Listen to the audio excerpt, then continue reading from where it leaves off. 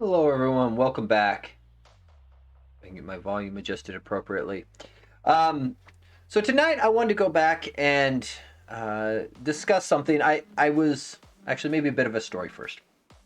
So this week I had been discussing with some of my colleagues the point of code reviews, and I had made what I thought was a very non-confrontational statement about the purpose of code reviews, and it turns out not everybody shared my position, and it ended up being a really great discussion. So I thought tonight, there's actually been quite a few pull requests that have backed up a little bit on the material design project. I thought I would actually go through, discuss code reviews, and kind of walk through and show the way that I do them. I get asked to do a lot of code reviews, sometimes on projects that I know something about. Sometimes I have no idea what the project is when I get asked to review a bit of code. Sometimes I don't know the language, the framework. And even with that, obviously you can always do better code reviews the more knowledge you have in the area. But just because you have none doesn't mean that a code review is impossible or completely unrealistic. So with that, I wanted to dive into a couple things. So first of all, as I can remember where I was at, and hey Justin Bieber, how we doing? We're gonna talk code reviews tonight, which I think may have actually been on your list of. It was on my Word document of things to cover. So I don't know if I got that from you or not. It may have been.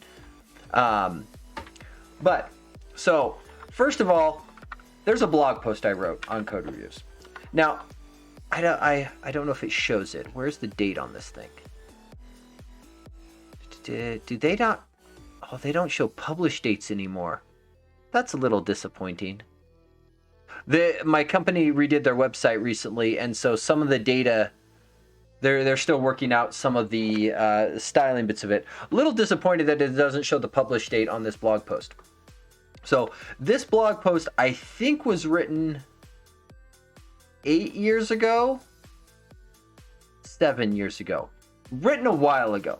This is one of potentially the very first blog posts that I think I wrote when I started working at Intelitech.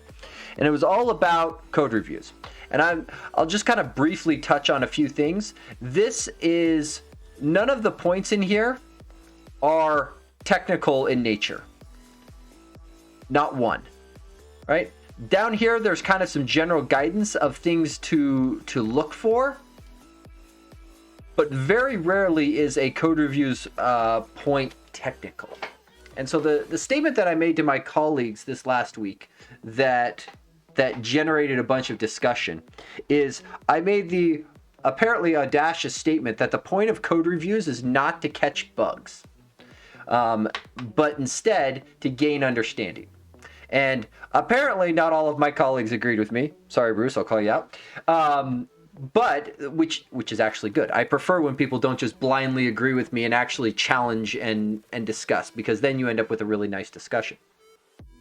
So I kind of want to go back because I read this line right here and I cringed a little bit. I was like, the purpose of code reviews is to improve quality.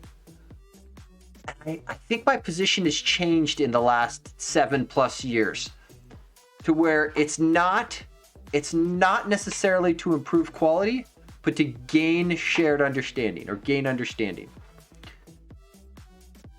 I may end up having to write part of me wants to edit this one, and part of me just wants to write an update to this. And I think an update might be cleaner. That way I can kind of discuss the reasonings behind it. And so naturally, the first thing I did is I went to my favorite Google search engine, Bing, and I typed in, what is the point of code reviews? And it turns out I am not the only one with this idea, that the whole point of a code review is building knowledge. And I kind of just started scanning some of the results about kind of what things pull up, because this is obviously just whatever Bing put at the top. Code readability. That's part of it. That's definitely part of it. If code isn't readable, it's probably not understandable. So I would argue that if you're having trouble reading it, it's always worth asking questions. One of the things that I tell any of the people on my team when they're doing code reviews is ask questions on anything you don't understand, regardless. It's not, because oftentimes asking a question is kind of a nicer way of potentially critiquing someone's work of, hey, why is this like this? Or what made you do it like this? Those types of things. And my personal opinion is, if the original author can't justify the code that they wrote, they should probably switch it in favor of the reviewer. So effectively, in the case of a tie, the reviewer wins, is my general consensus of the reviewer should always get to be able to be the one that says, hey, I get to win. If I don't understand it, somebody else probably won't understand it either. But the idea with telling them to always ask questions is you may be tasked for fixing a bug in code that I wrote. Like, that happens a lot. Some companies try to like silo developers into, well, this is Kevin's area and only Kevin can touch this. That's horrible, right? Everyone should be able to touch everything. And if you're going to end up fixing code that I wrote last week, this is your opportunity to ask the original author, i.e. me, what the heck I was thinking. Maybe I didn't have enough Mountain Dew that day and my code is just crap. That's a possibility. Speaking of which. So with the idea of a code review being I really like the building knowledge description here, and just kind of calling out some of the other ones. Developers learn the code base, sure, as well as help them learn new technologies and techniques. This is one that I think gets overlooked a lot, in that oftentimes a code review is as much for the reviewer as the reviewee, because learning goes both ways. Like, sometimes people get this weird idea of, well, if a senior engineer wrote it, well, the junior developer, they couldn't possibly have useful feedback for them. That's crap. One of the best things a junior developer can do is ask questions, because I've gotten asked questions from interns. And if I can't provide an adequate answer to an intern, I probably don't know it well enough myself. Right? So always ask questions. Always ask questions. That is first and foremost. I was going to see if there was a couple other things in here to see if there was anything worth the process through which your code gets assessed by one or more people. Opportunities to share knowledge, yes. Raise interesting questions, yes. I'll put a small asterisk next to this one here though too. The ask interesting questions or raise interesting questions. Be careful of bike shedding.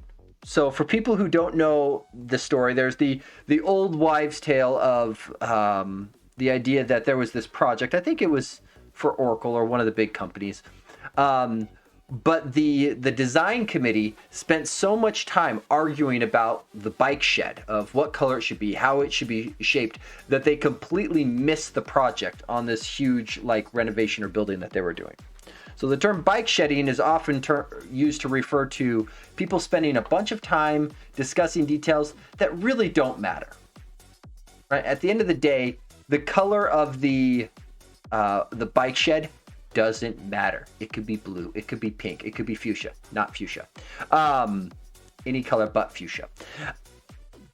But at the end of the day, sometimes if there's good, interesting questions and discussion, at a certain point, you kind of got to put a pin in it and say, okay, we're done.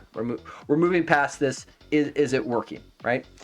And there is this tension, I would say. Some developers like quick and dirty, right? Get it done. It works. Ship it. Other developers like to understand why it works. And there was a couple of our interns at work. Was it this week? Last week? Recently? That were they'd run into a bug. They just happened to be in my earshot and vicinity, and they were going through, and one of them raised, what did he say? He said something to the effect of, well, why is that happening? I really want to know. And I called him out. I'm like, that is perfect. Keep asking that question. That is good. Because that oftentimes, I hate when people code by coincidence or code by accident and don't understand why. And that's one of the things that often comes up in code reviews, is if somebody starts asking you questions about your code and you can't explain the why, or the answer to the why is, well, I copied that off Stack Overflow. It's like, okay. Copying off Stack Overflow isn't always bad, but you're responsible for every line of code that you add. Do you understand why and what it's doing? Like, you can't just take things for granted. Like searching online is fine, but you do need to understand the what, the where, and the why of what's going on. Okay, so if anyone's interested, I'm sure all of you are interested. You're lovely people. I do think that aside from this line right here that kind of makes me cringe a little bit now, I'm hoping that means I've improved. If you aren't cringing at stuff that you wrote years ago, you probably haven't improved, and you should check yourself. So I'm cringing a little bit, at least on this. But most of this blog post, and I'm going to post this again just for anybody who may have dropped in late. I do think a lot of this is really good guidance. Again, you'll note almost nothing in here is technical, and all of it is people related, because that's the hard part. But if we back up to the idea that a code review's purpose is to share knowledge rather than find bugs and fix bugs, that's probably pretty good. One other thing I will call out, because I wish I had shared the whole conversation. I really should have pinged Bruce before I put him on the spot, so I'm going to do it anyway. There was a really good discussion about, why isn't the purpose of a code review to find and fix bugs? And one of the things that I wanted to call out, and I hope I communicated it effectively, was code reviews, you're looking at a small piece of the code. And in an ideal situation, you're working in a code base that has lots of tests and a good pipeline, and you can review somebody's changes under the assumption that the tests are passing, the code compiles. There's a bunch of assumptions that you can make when you've got a nice code base with good tests. So like the PRs that I have up here that we're going to review for like the material design project, there's not great test coverage because it's a WPF theming library, but there are tests. And so at least all of these, you can see there's nice green check marks, aside from this one over here, which is mine. Which means when I'm reviewing these, I can go into it with this idea that, yes, there's a minimum bar that I know has been met. And because I'm only looking at some subset of changes, I don't think it's always possible to look at just a set of changes in a pull request and be able to assert that, yes, this code is bug-free.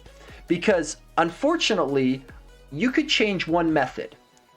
And because all you see is the changes to that one method, you could accidentally introduce a bug because of someone calling the method, effectively changing the expectations of that a caller may have had. Or you could change the way the method returns or something that it calls downstream that introduces a bug. So for example, maybe you have a method that was previously making a call out to a web service, and the first thing it did was make a call to get an auth token, then make a call out to the web service. And you refactor some code and you go, okay, well, actually we have this system that will do the getting the auth token for us. Let's just use that. I've now changed the behavior of the method, arguably for the better. But that could subtly introduce a bug on somebody who's making an expectation that no, this method always calls out to get a new token. It's not going to use this cached save token. I expect it to always get a new one.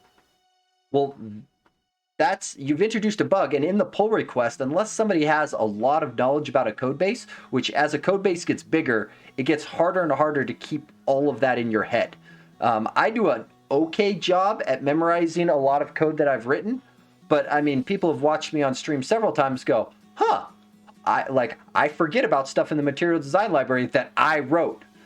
Just over time, I can only store so much information in my head, and occasionally stuff falls out the back, and I just can't keep it all in there. So even though it's good to catch bugs in a code review, I don't think it's actually possible to catch all the bugs.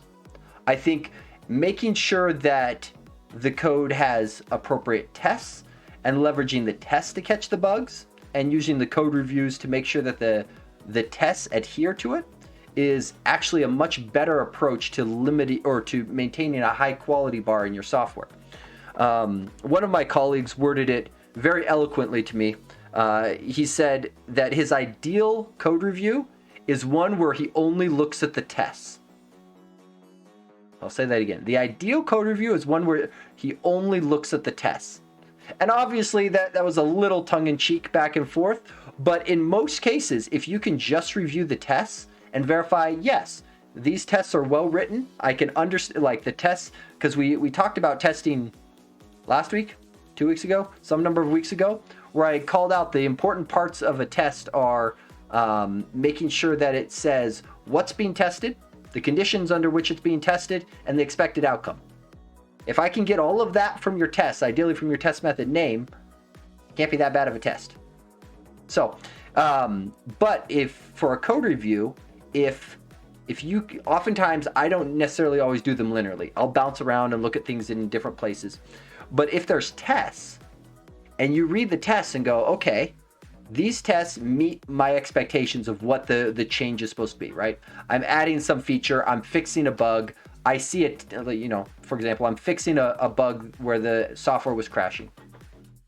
Did the author add a test to ensure that, yes, you know, the test, there appears to be a test that would have caught this bug. The test was obviously absent because the bug made it in. But now we've got a test to make sure we don't regress on this particular behavior. And then the test passed, so I look at the change, but I'm reviewing that change now with the context of, well, the test passed. So now I'm less concerned about the functionality of what the code's doing and more about, does the code have maybe performance problems? Does it potentially introduce security issues? Is it readable? Can I follow what's happening? I'm not worried about is it correct because I've already reviewed the test to make sure that that's the way that it works. So, okay, with that said, let's actually do some code reviews. So, once again, very much appreciate everybody on the material design project that's been jumping in. I haven't checked. I'm going to open this real quick. So we're going to do this live on stream because I didn't prep this. So here we go. There's a couple guys that have been helping out with a lot of the triaging and the project management. And they've been doing an awesome job. So points to you guys. But you'll note that they started adding this project board to try to hopefully arrange and organize some of it. So if you're looking to file an issue or you're looking to find things, there is a project board. I believe it's public for everyone to view. So if you run into an issue where, hey, I've got a data grid problem, well, it might be right here. So there have been a bunch of things that have been grouped and organized, and they've been going crazy, and it's been awesome. So again, hats off to them. Okay, so let's start with this one here.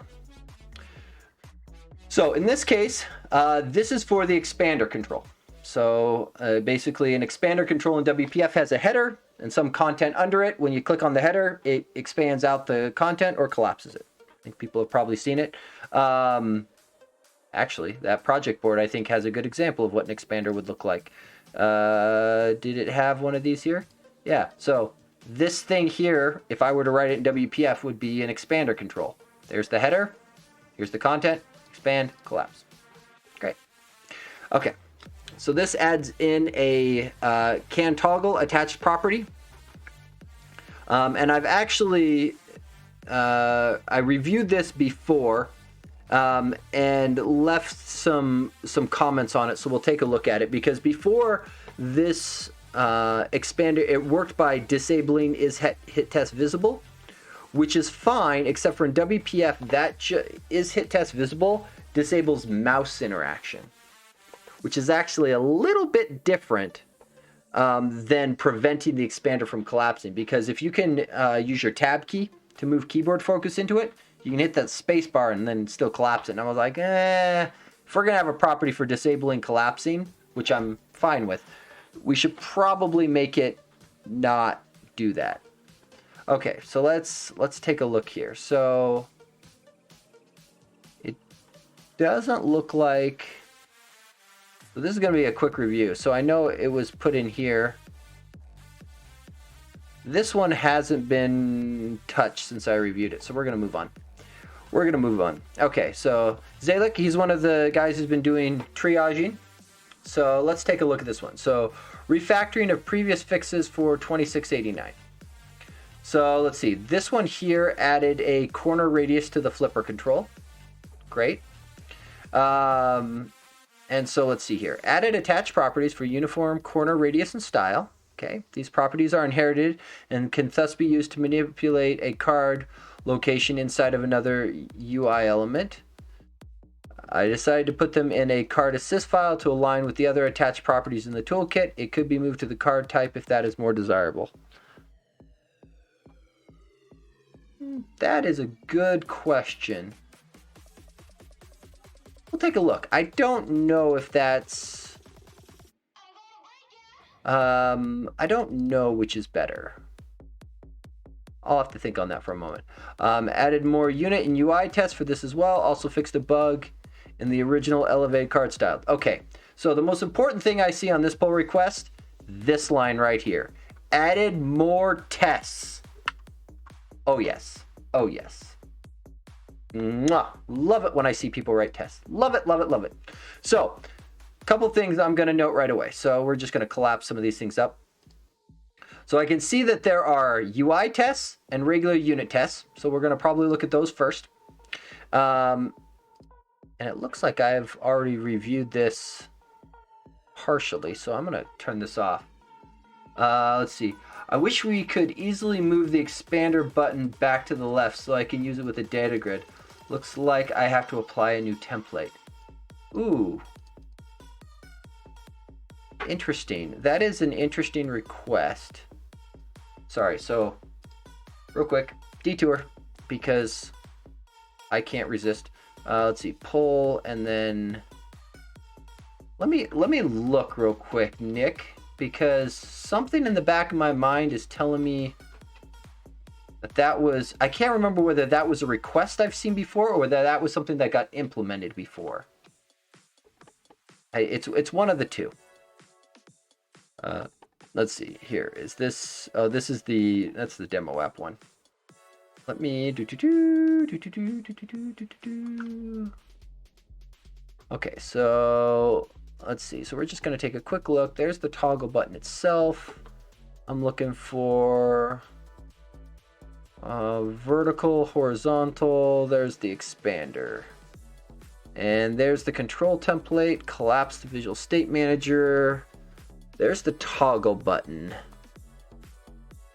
So this guy here, so this is the button. He's being used as a content presenter.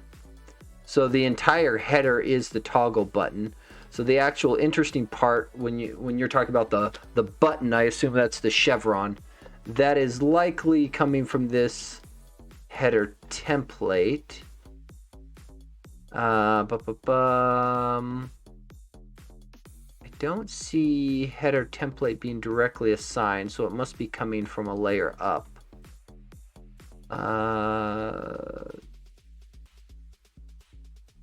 Where does it get set? It must be set in a trigger. There it is. So if we assume expand direction down, header site style, that's what's going to take us there. This one here. And there's the expander button, and it is hard-coded to grid column 2. That is a... Yeah, because effectively what you want to do is rearrange... Well, I should say what you want to do is change these two column definitions. This needs to be auto, this needs to be star, and this 2 needs to be a 0. You can get it to work by setting the flow from right to left, but then I got to change everything back from left to right. Yeah.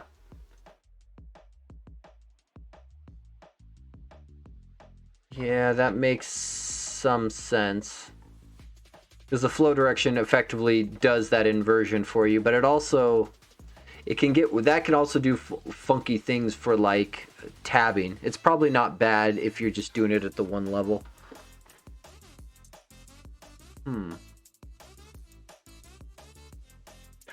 Okay, real quick, because this may be a reasonable feature request. Sorry, I'm way off script already. I promise we'll get back to code reviews in a second. Material design, components. I want to look and see if the material design spec if they're because they may not necessarily have. I don't think expander is necessarily a direct thing in here. Dialogues, dividers, maybe? That's not quite what I'm looking for. Sheets, perhaps? That's not quite what I'm looking for. Because there may not be a direct equivalent.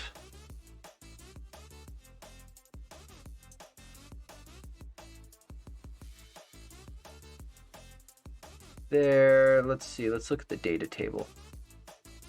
I wish they had a...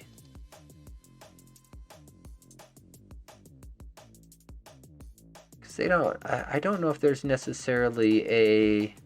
I mean, there is a little prior art for it with like the column header sorter being on the left. But I don't necessarily...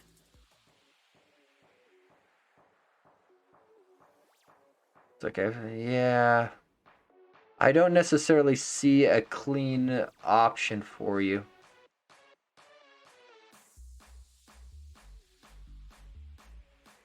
Yeah, I think what I would tell you to do though, rather than doing the left to right hack, is I would probably tell you to grab this style here. I mean, pick the style that correlates to whichever expand direction you're using. I'm just assuming you're getting the horizontal one. If you're using it in a grid.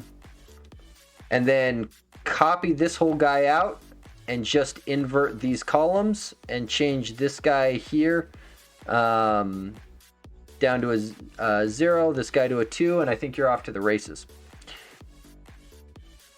And that's probably the simplest option, because then you're in complete control rather than just doing left to right and relying on that behavior, because that's something that could easily get broken on accident. Whereas if you simply take the expander and then...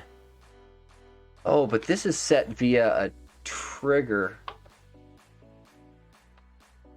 Yuck, yuck, yuck, yuck, yuck, yuck, yuck.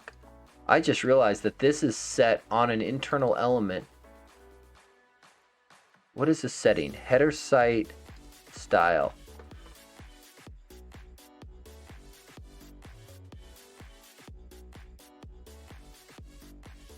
The nice part though is, wow, there's not, I just realized there's not necessarily a clean way to invert that. Because if you create that style, because this is set in a trigger, oh, yuck, yuck, yuck, yuck. Because it's being set in a trigger, it doesn't allow for an easy way. There's no great injection point here. That's kind of crappy. That's kind of crappy. I'm going to show you one other option. I don't necessarily think I like this better than the left to right option.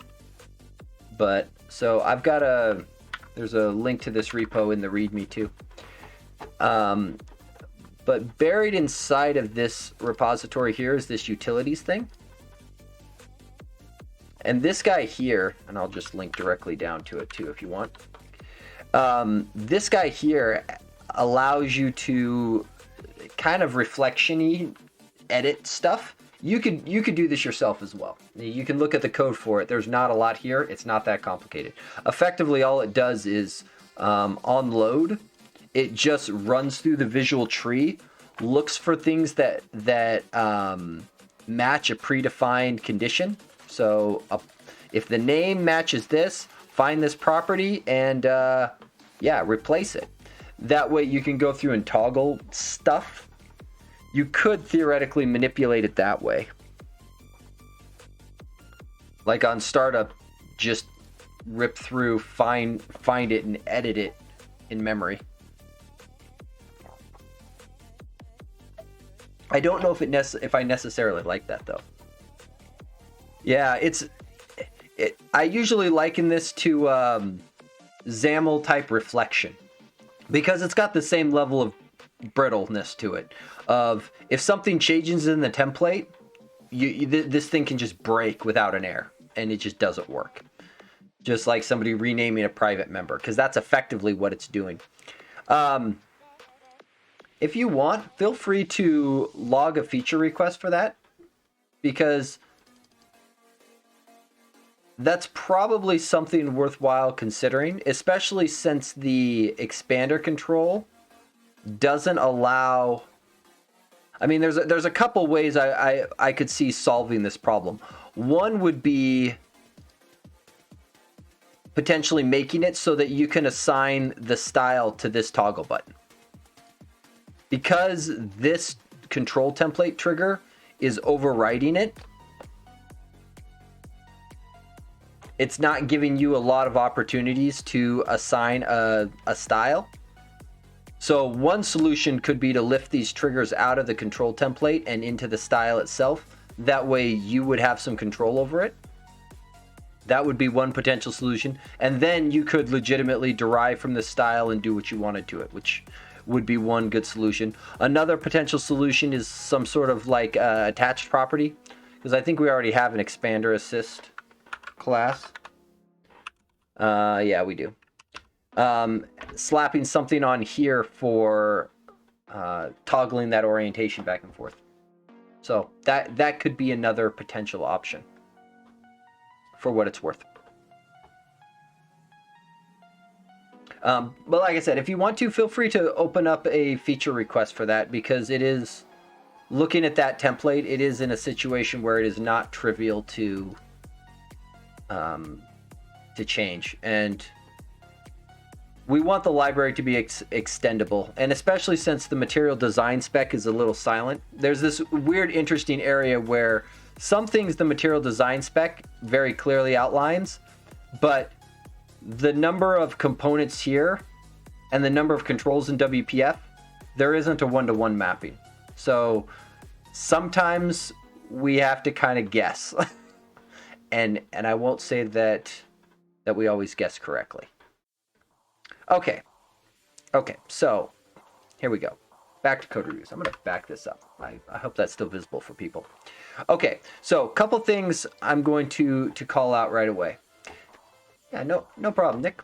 So on all of these, all of the Git style hosting services, like the ones I use most of the time, DevOps or GitHub, they have effectively the same features, and I just want to make sure people are aware of all of them.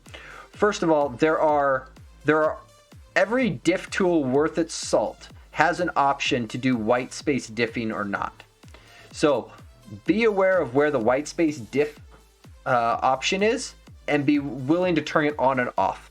So for example, if I'm reviewing YAML changes or Python, something that's white space dependent, oh yeah, I'm turning that on. I want to see my white space.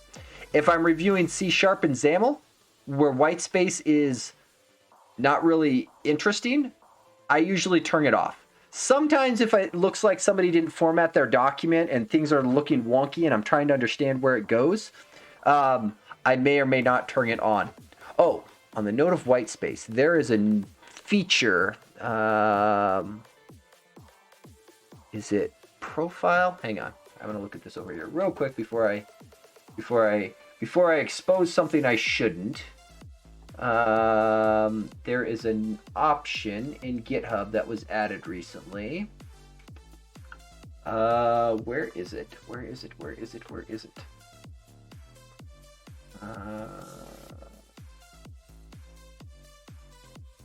Down here? No.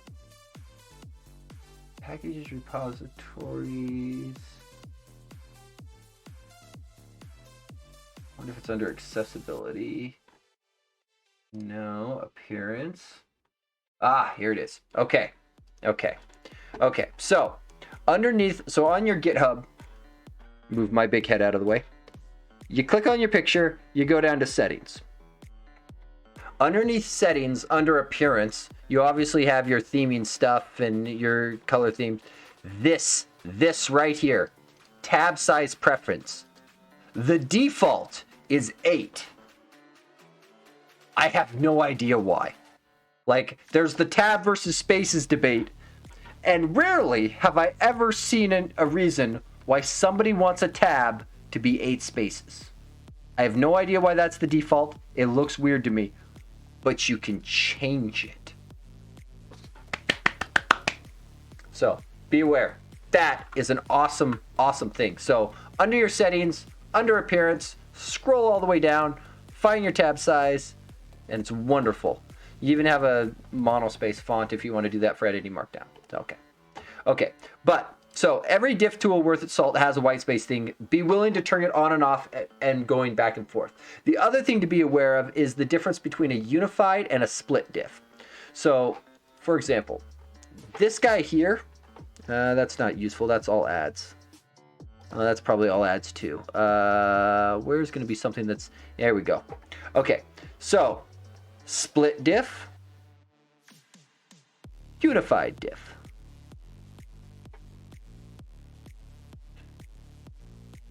So there are times where each of these I find to make the code much more readable.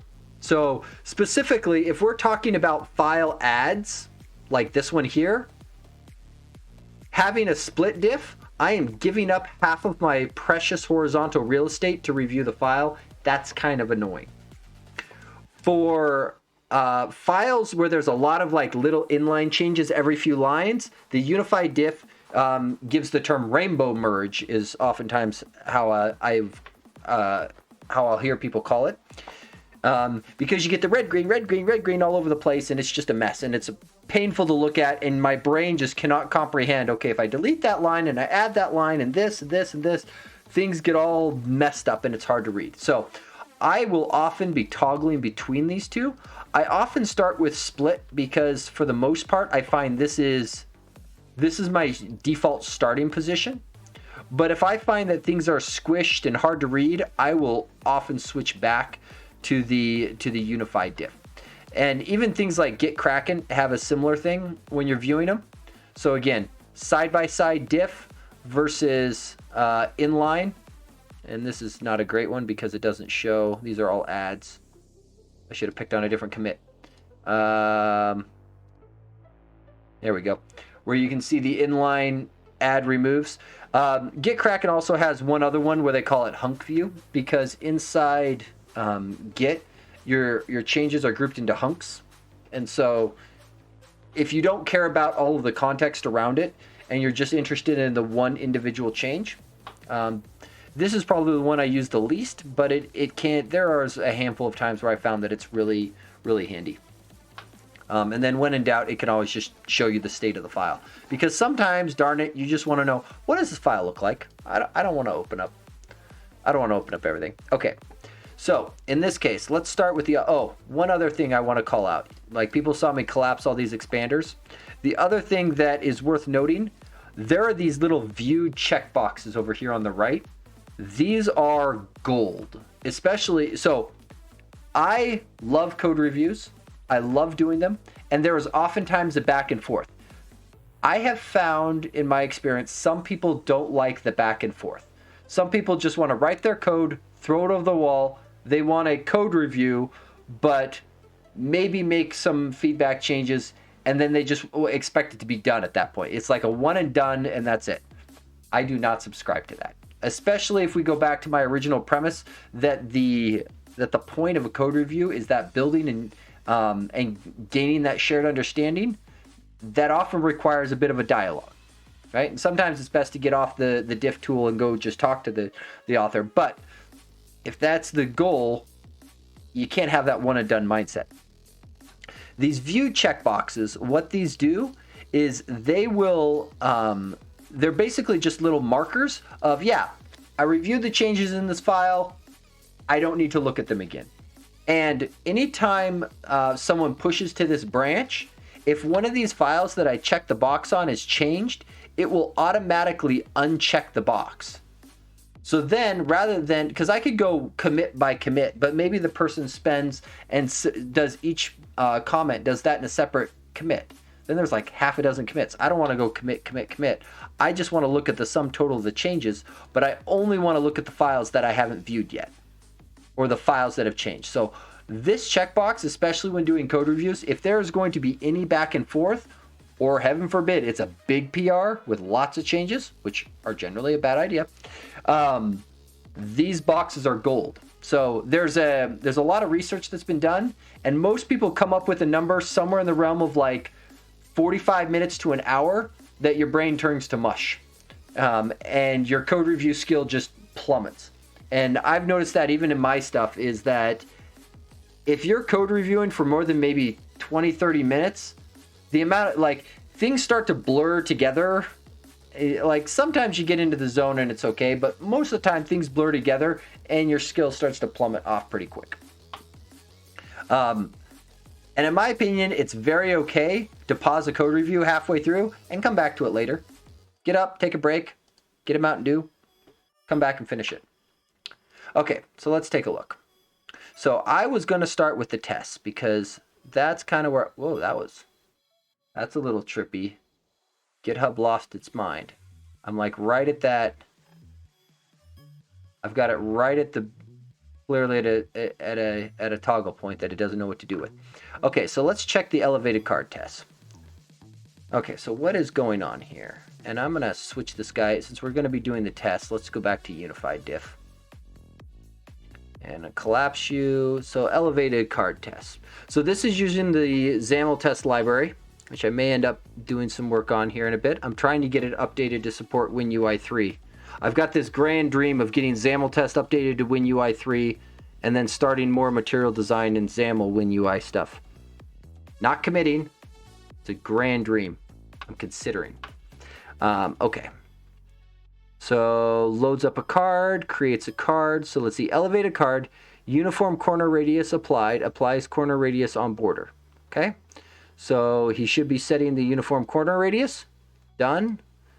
And that should be applying it to a internal border, which he then grabs the, this is just going to grab the very first border element in the visual tree inside of the card.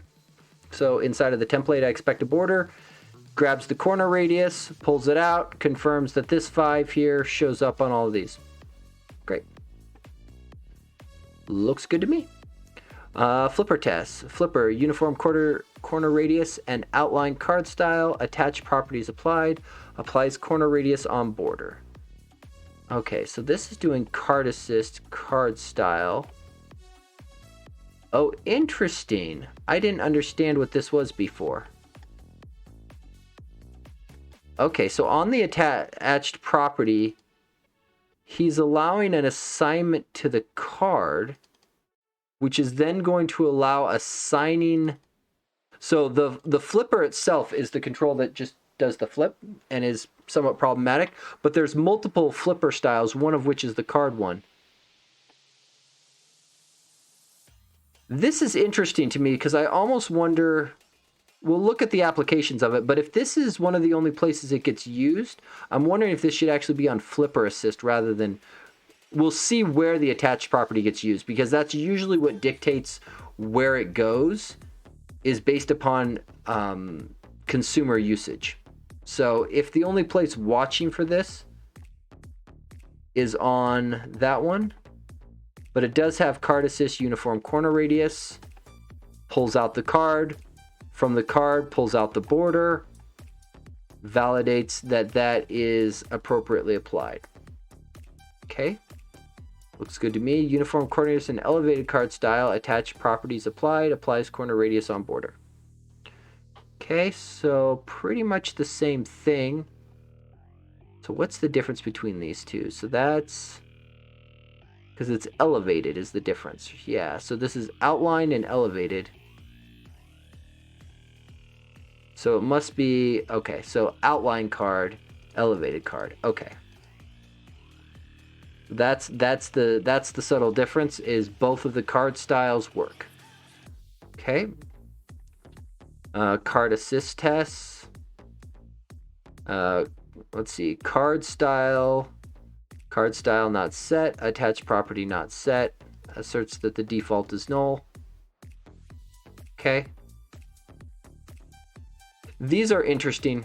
I go back and forth. Sometimes, like, I don't mind these tests, but I don't spend a lot of time writing them myself because these are oftentimes not overly useful. This is directly testing the attached property. This is very much unit test style. Again, I don't mind these tests at all. I don't typically write them because I see them as lower value tests. I would prefer to test the attached property indirectly. And by indirectly with something like XAML test, so actually test it in the UI rather than testing that the defaults here get applied.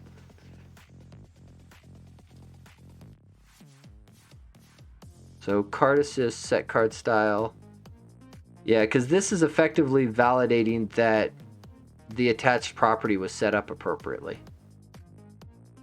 Which, again, it's not bad, but if these tests were to fail, the other things up here would have caught it. It'd be hard to have, though. It'd be very hard to argue that that's testing something different than one of the others.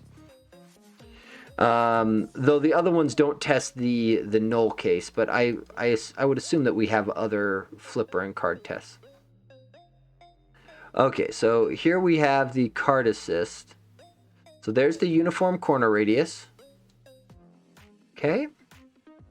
Of the contained card. The fact that this says contained card really does make me wonder if this should be on flipper. Controls the style of the contained card. It is a little interesting to me too why we would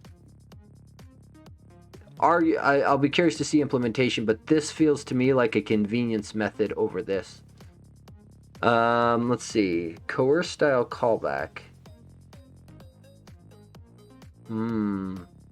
This one is interesting to me.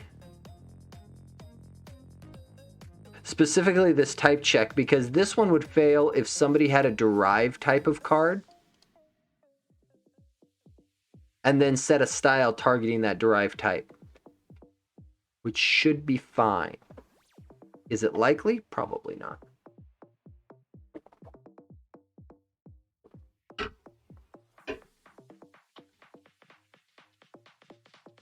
Was this checked? That's probably what these tests here were for, and I just missed it. Yeah, with wrong type, attached property gets back null. So that case was so that if condition was intentionally tested. So points awarded. I think this is probably fine. I'm gonna just open a comment for the moment. Should this be? Do we already have a flipper assist? I think we do. See, this is another good. We don't.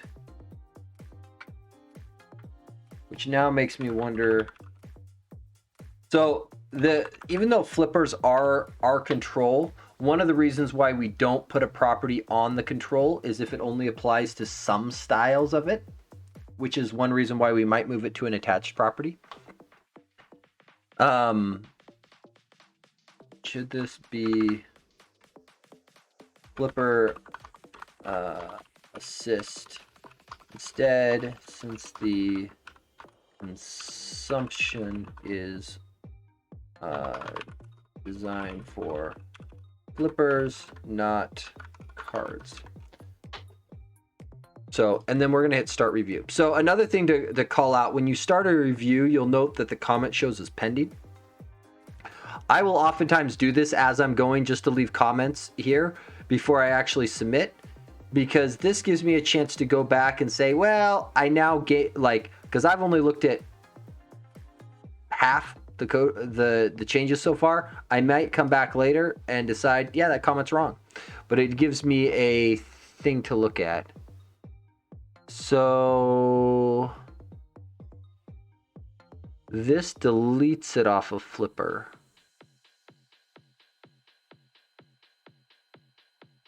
Yeah, and arguably looking at this is correct, though I do wonder, this is a breaking API change. When was this added?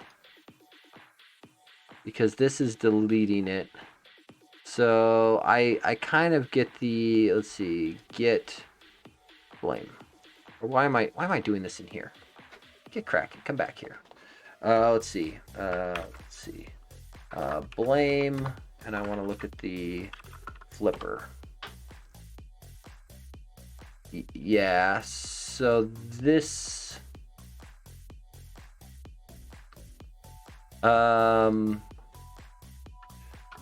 rather than delete this, let's mark it with obsolete and add it to the list of and I can add it to the list of breaking changes for the 5x release.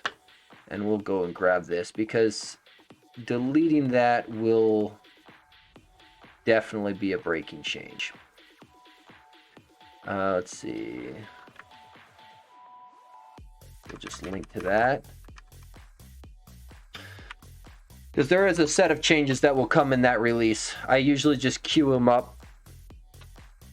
So that's fine aside from that. Okay, so this is uniform corner radius.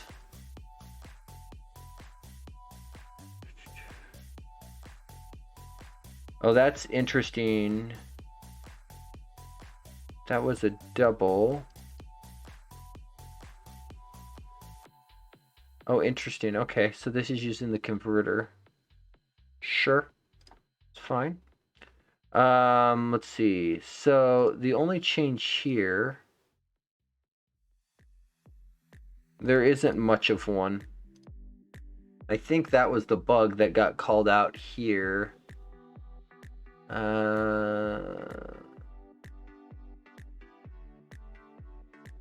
Also fix the bug in the original uniform corner radius binding caught by these tests. See, this is why we write tests right here. Because if it's gonna fail, we want to know about it. See, that's the other thing is when you have them viewed, GitHub also defaults to collapsing the expanders. So this one feeds in, let's see. So before this was just a template binding. The adjustment here is the card assist. Let's see here. Yeah, so I do think because the consumption of the attached properties is only inside of Flipper, these attached properties should go into Flipper assist. Let's just check up here. Well, uniform corner radius. Wait, this is a Flipper. Yeah, it's being used on Flipper. Yeah, because in general, when you're using an assist class in this library, it typically is going to apply, the name of the control that it's going to apply to is right there. So this is just the demo app, so that's fine. Okay, so I think this comment is fine. No, on the assist class. And I think I'm going to change it. I would rename this to Flipper Assist since the consumption is designed for flippers, not cards, even though the target of the property is a card. Hopefully that's clear enough. I think that's probably fine. Okay, so the important part is I think I understand these changes now. If there was an issue, I kick a release and somebody complains about it, I think this is probably fairly good. Looks pretty close. Just a couple changes. Boom.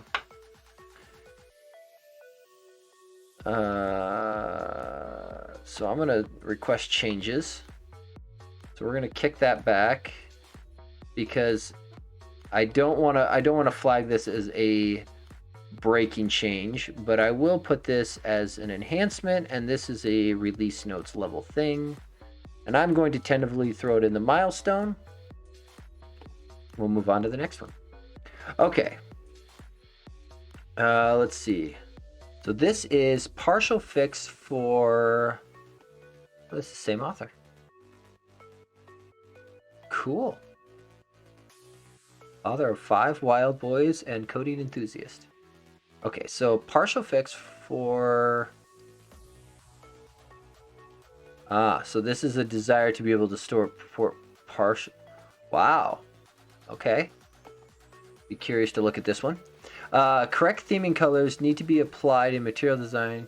Resource defined at the top of the file. Do you have a good suggestion how to get these colors, not brushes? Also note that I also need some colors with a specific alpha channel applied to them, matching 26% opacity. I hope something is already custom markup extension could be a thing. Ooh, interesting. Okay. So changes rating bar value to a double, which is coerced into a multiple of 5 and forced to stay within the min halves.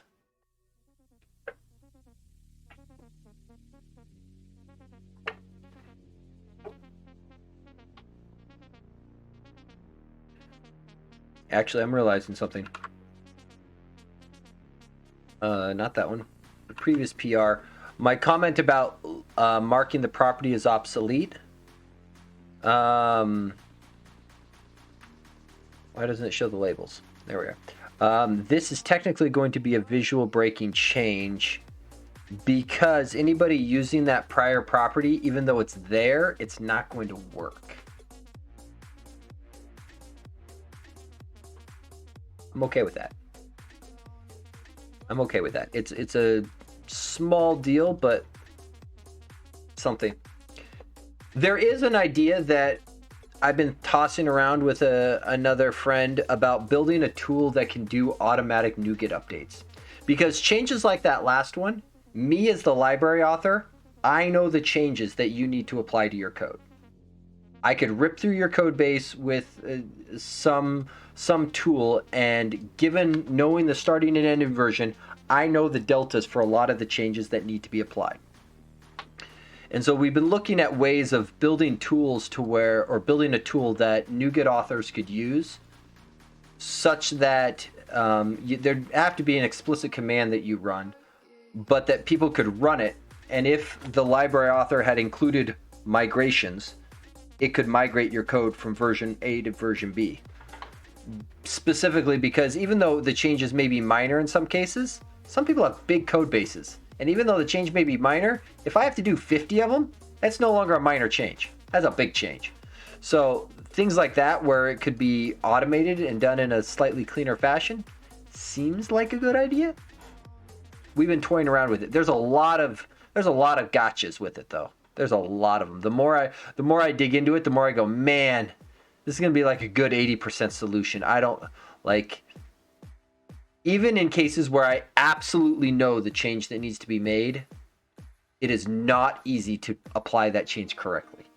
Not easy.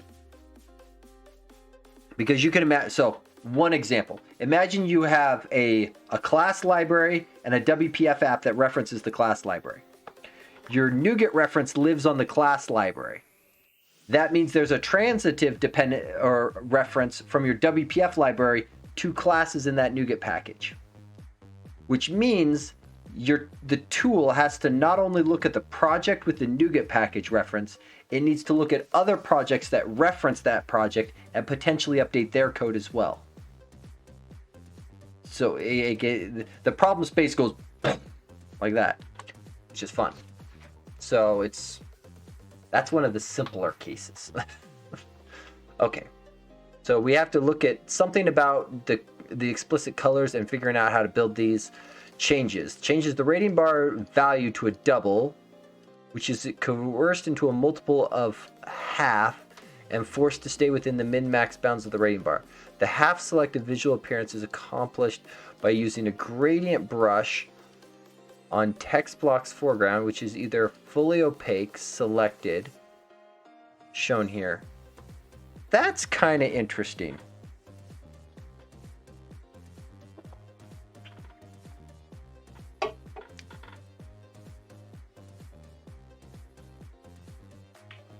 That is interesting. Okay. Implementation respects rating bar orientation, which is impressive.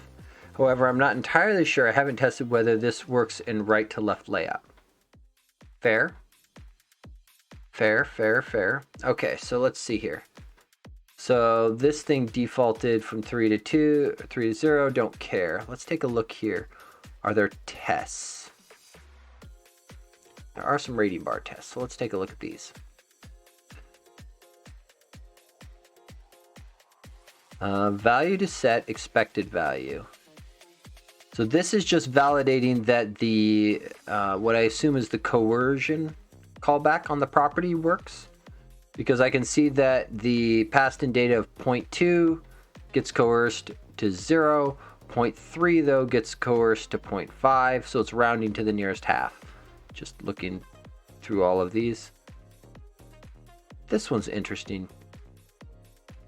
15 gets coerced to 10. Oh, because max is 10. Okay.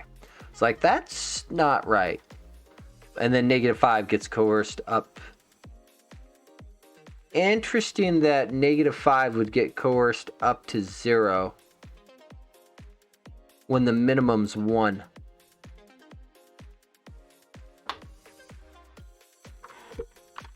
Should the expected value be 1 match the min?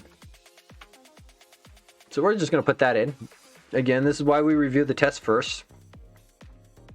Because I'm not understanding something about this. Yeah, the name makes sense as far as what it's doing, but this is -5 to 0 does not make sense to me, so we'll come back to that in a minute. Let's see. Property changed event args. This goes from double to int. Now, technically a breaking change. However, there's an implicit conversion in C# from int to double. That's a lossless conversion.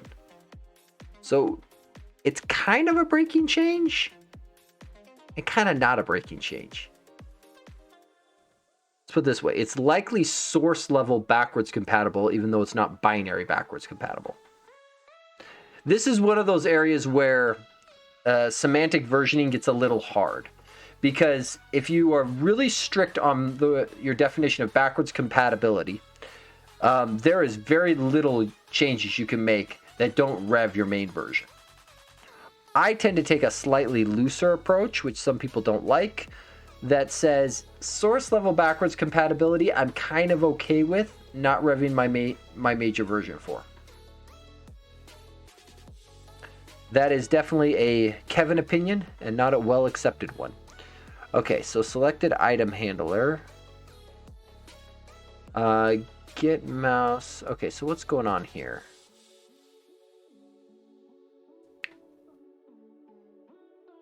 Orientation value.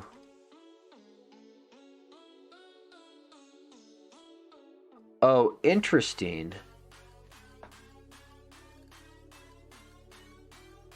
It allows you to get a halfway point.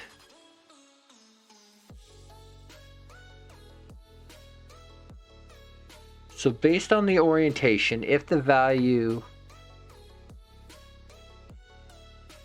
So let's see, the actual width, so we'll say the width of the thing is 10, divided by the x position of the click, which we'll say came in at 3.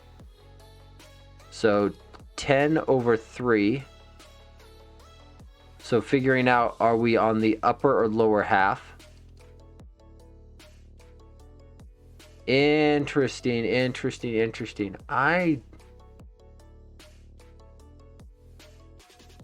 This feels weird to me. I don't know if this would be an expected change for people. This feels like a feature I would almost want to opt into, of enable fractional units or similar.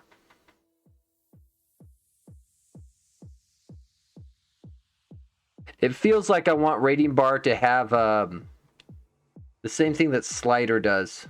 I'm trying to remember what it's called on the slider control. It's like an increment. It defaults to 1, but you can set it to some other fractional amount. The problem is, in this case, the fractional amount would only be halves.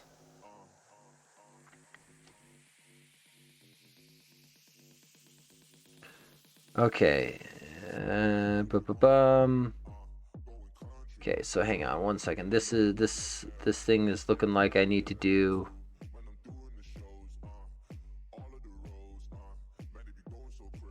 So is halfway within selected value property. Okay, I kind of want to see where that's used. Use correct. Currently, these are simply hard-coded. Got it. Because the other thing...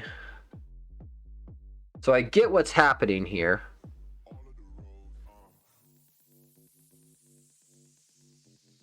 It's a very interesting way of doing it, because material design directly discourages gradients. But in this case, the gradient isn't... It's not like a smooth gradient. It's a very hard gradient. This is a very clever way of doing it. This is a very interesting way of doing it. I want to look at that a little closer. But first I want to change this to split view. I want to get back into... Okay, so this one... This feels a little awkward to me. Not understanding... Again, going back to my original idea of... I want to understand this. The ask is to allow the rating bar to support fractional units. And I'm realizing that fractional units get a little weird for mouse interaction. Because you could imagine if it was, say, a slider. Like, the rating bar, if it's controlled by a data source, makes perfect sense to allow 0.2, 0.3, whatever.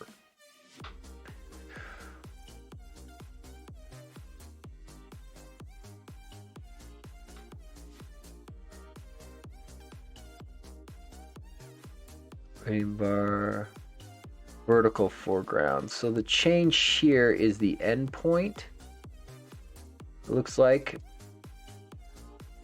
and the start point.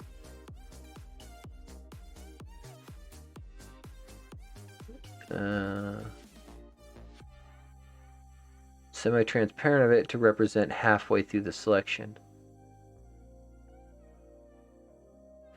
Yeah, the thing is, though, if you were able to data derive these points, you wouldn't have to do 0.5.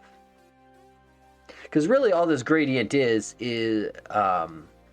full color up to halfway, and then starting at halfway to the end, use the other color. That's all that's doing. And the only thing that's being changed is this bit. Because this control is one of ours, not something by WPF, we can do some fancy stuff with it. So, and that's the reason for that attached property. Is within selected value.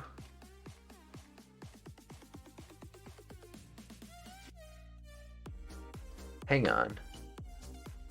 So, wait, the conditions here are, is within selected value of false, and then is halfway within selected value of false. So I'm not within the selected value, and I'm not halfway in the selected value. Then set my rating bar. Oh, 0% foreground. Got it. Wait, is there more brushes up here that I'm not seeing? Oh, there's more brushes up here. Where is this? Did I just miss the 0% one? Where are you? Ah. I missed that there was a solid color brush next to it. So there's 50% and 0%. But 0% could also just be a... Like, we could just have a single linear gradient brush.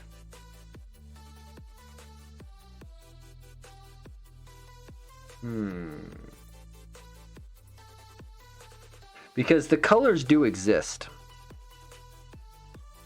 The problem is how the colors exist. So I've standardized all the brushes. I have not standardized all the colors. Which is going to be a wee bit problematic. But I'm wondering if we could do this with a multi-value converter. Because if the brush were created with a multi-value converter, where one source of the multi-value converter came from a dynamic resource, which would be theme-driven, and the second child binding was the value, a converter could take those two bits of data and gen this. And then you wouldn't need multiple linear gradient brushes. You could have a single one that just adjusted based upon where this was.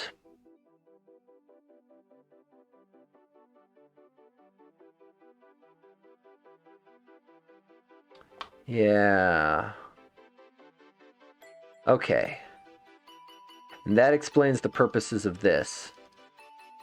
Is halfway within value property. Where does this get set? Right here. In the value changed callback. Because the rating bar itself has a bunch of buttons inside of it. And so on the value changed, it goes through and toggles these properties. / attached or I guess rating bar button is a derived class of button. Is that what this is? Yeah.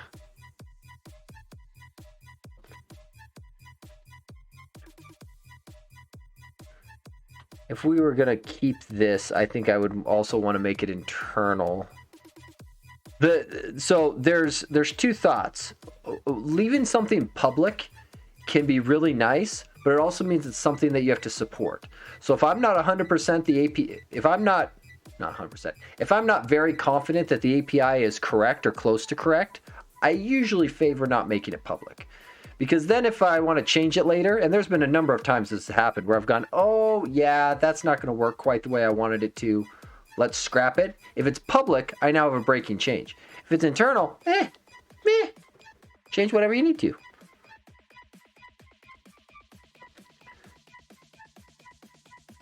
Yeah, let's test this really quick. I think there's a way. I want to do this with. I think there's a way to do this nicely with. Let's just pick on buttons. I think there's a nice way to do this with a multi-value converter, but I just want to confirm this before I go and make a suggestion. Ooh, the indentation here is horrible. How did I do that? Okay. So we're going to do something like, we're going to pick on this button here, and we're going to do something like, let's see, button, hey, stop helping me. Stop it, Visual Studio, stop it. Okay, did you wrap? Mr. Bradley, thank you very much for the follow, I appreciate it. We are playing around doing code reviews, and we're going to test it. We're going to test a theory I have. So here's my theory. My theory is I can do a multi-binding here. Why? Okay. My theory is I can do a multi-binding here. Now with multi-bindings, you have to either set a string format or a converter. So we're going to need to do a converter here. And so, yeah, you know, something's going to go there. But inside of here, we need two bindings. So, are we talking two-way bindings? Ah, good questions.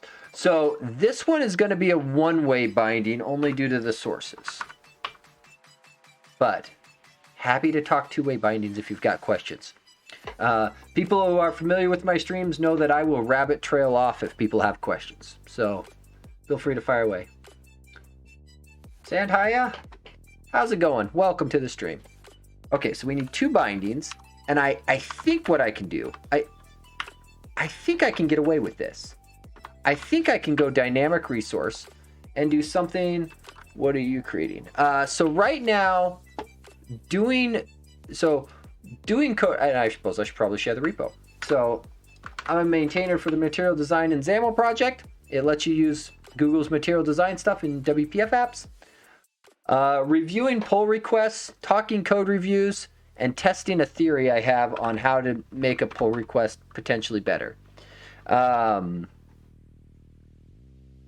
So we're gonna, before I suggest it as a potential solution, I think this works, but I wanna confirm what my head is thinking, because he was specifically talking about using the, must have been in the code then that I saw it, because I think it was not there in the template.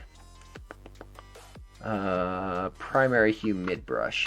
So I think what I can do is I think I can do this, and then I think I can do, maybe I should do this not on a button but on a, let's go pick on slider. Let's actually pick on the slider controls, because they have all the properties that I want. Yeah, so we're gonna pick on a slider control. Let's see, close slider. Okay, so we're gonna go with slider background. Sure, great. Okay, and then this guy here, I think what we can do is we can go, how do I bind?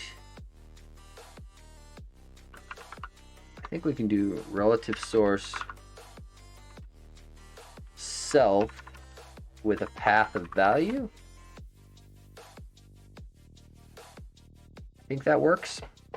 Okay, so then what we need is a multi-value converter. So we'll just create, add, new item. Come on, Visual Studio, you are not impressing me tonight. Okay, linear background converter.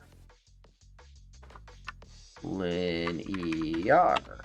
Yeah, sure. Close enough. Okay, so first of all, clean that up. Something like this, and then implement I multi-value converter. Something like that. There.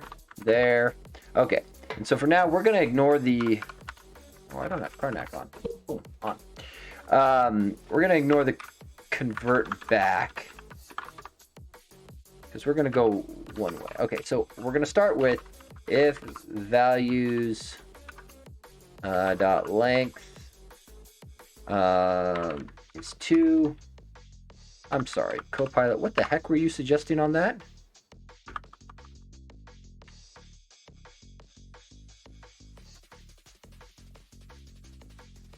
Interesting idea, Copilot. Dear heavens, no, I think is the appropriate response to that. I was going to be really... Yeah, still very impressed that you're coming up with this. This is not even close. Okay, so this is gonna... So the first one, let's start with this. And values sub 0 is brush. Actually, let's be more specific. Solid color brush. Yeah, there's been a handful of times where Copilot has absolutely blown me away with the amount of code that it has inferred and written for me. There are times it's absolutely amazing, and other times where I just look at it and go home, Copilot, you're drunk. Okay, and then this one is going to be double value, right? So we'll do something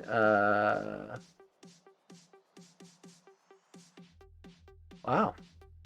Okay, so we're going to start down here of return null. This will just... Oh, and I've got nullable reference types turned on, so there's all kinds of things that are wrong with this, but we're just going to fix some of them. What are your problem? bool and object. Oh, I missed an is. There we go. Okay, so what we would do here then is return new linear gradient brush. And this guy, I believe, takes in gradient stops, right? And so this thing could also have it could have a third thing coming in for like the orientation for vertical or horizontal. So that's a thing that could be added. We're going to keep it simple now. Let's see, gradient stops gets new, something like that, something like that, something like that. New gradient stop. All right, let's make sure that works. All right, what is your type here? There. Okay. So if we just pick on a couple of the things here, so we'll just do the horizontal one to start. So we would want the start point to be 0 and 0.5.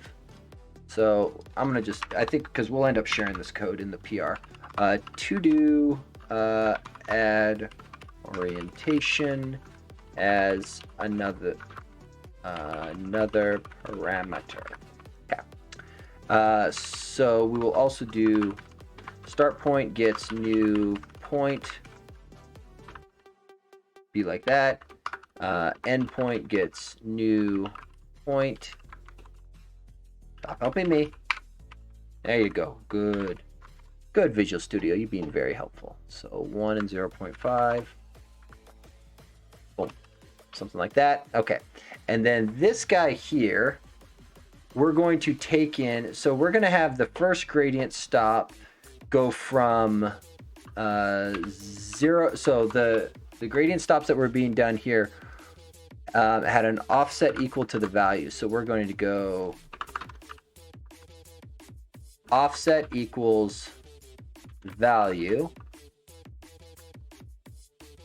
and we might, because this value would need to then be converted between a 0 and a 1 and all that kind of jazzy stuff. Orientation, the min max, let's put something like might also need min max to drive percentage, something like that. Let's see, offset value, and then this becomes color is going to get colors transparent, and then we're going to go here, and this one is going to get brush.color. And I think this will work with theming changes. We're going to test. Yeah, sure, fine, great. So this guy here, come back over to sliders. Yes, we can make a static property. Too lazy. Let's see. Do the thing. X key. Do the other thing. Go auto include for me. Thanks. And then you come down here and become a static resource of the thing. Okay, let's test. Then Mountain Dew. There were build errors. Of course there were. What'd I mess up? Syntax error, expected comma. Boom. So worth noting, you'll note how I skipped over the first error, because anything that I see with like an XDG in the beginning is XAML Designer. And a lot of XAML Designer errors come because something in the C# failed to compile, and if you have a XAML file open, it'll just squawk at you. So when in doubt, fix the C# errors before looking at your XAML errors. Some of them are legit and need to be fixed, but typically I find that I just go and fix my C# ones, and my world becomes a happy place. Okay, source property. So that's going to be a problem. So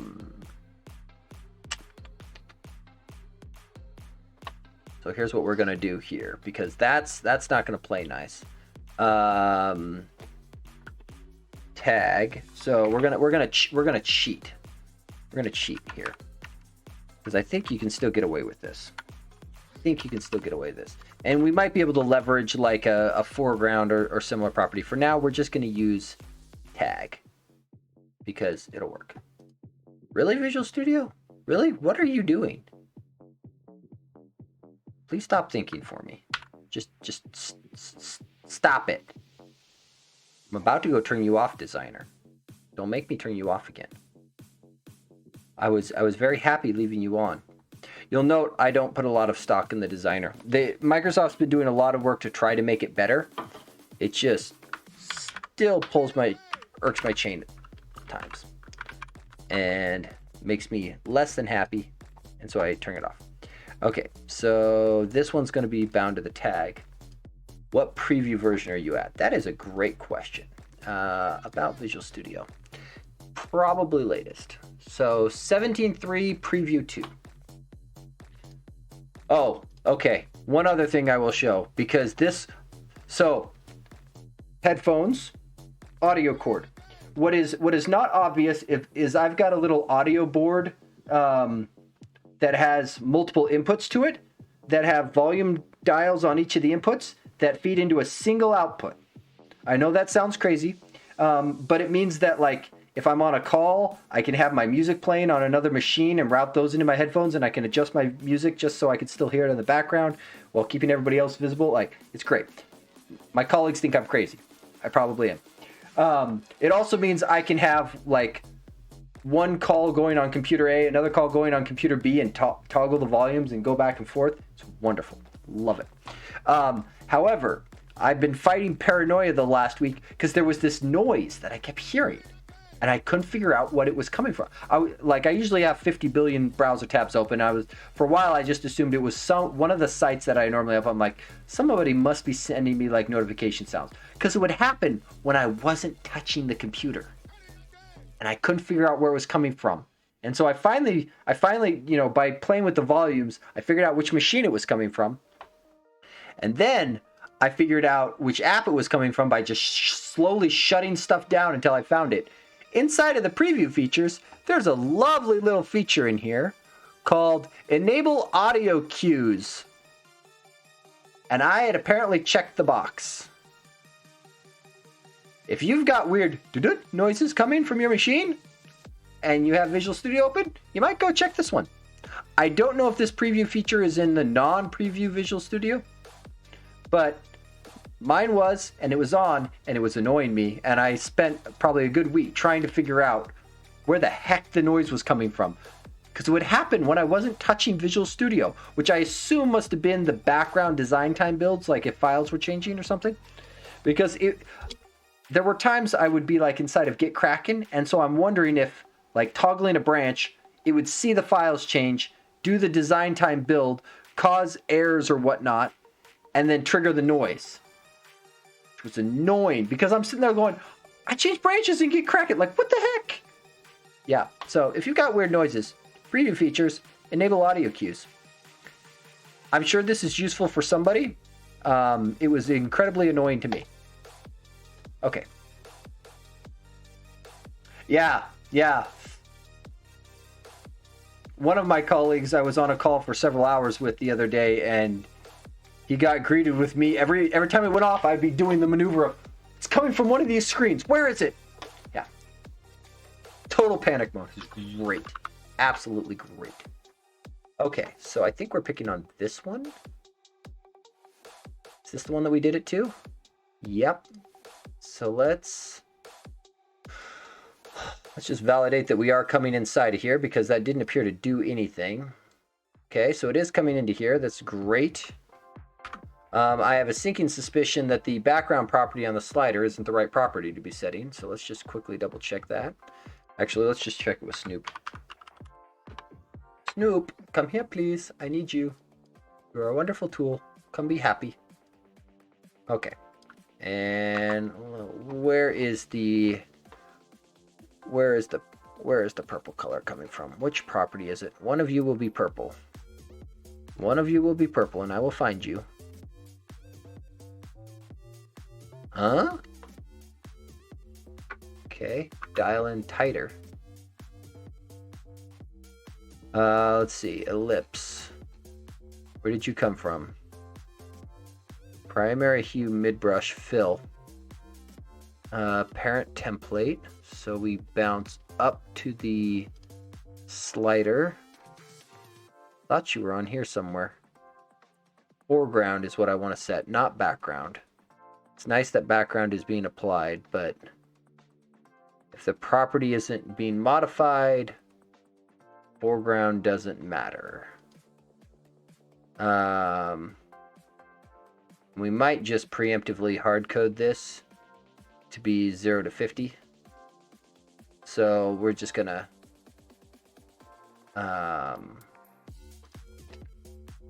value. Cool. We're just gonna do that, just for kicks and giggles. And then we're gonna come over here and we're gonna change you from background to foreground.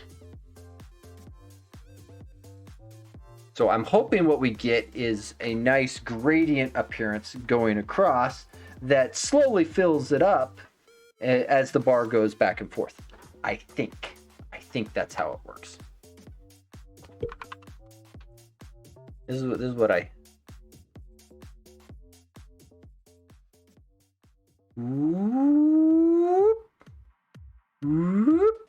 Well, it's backwards, but you get the point.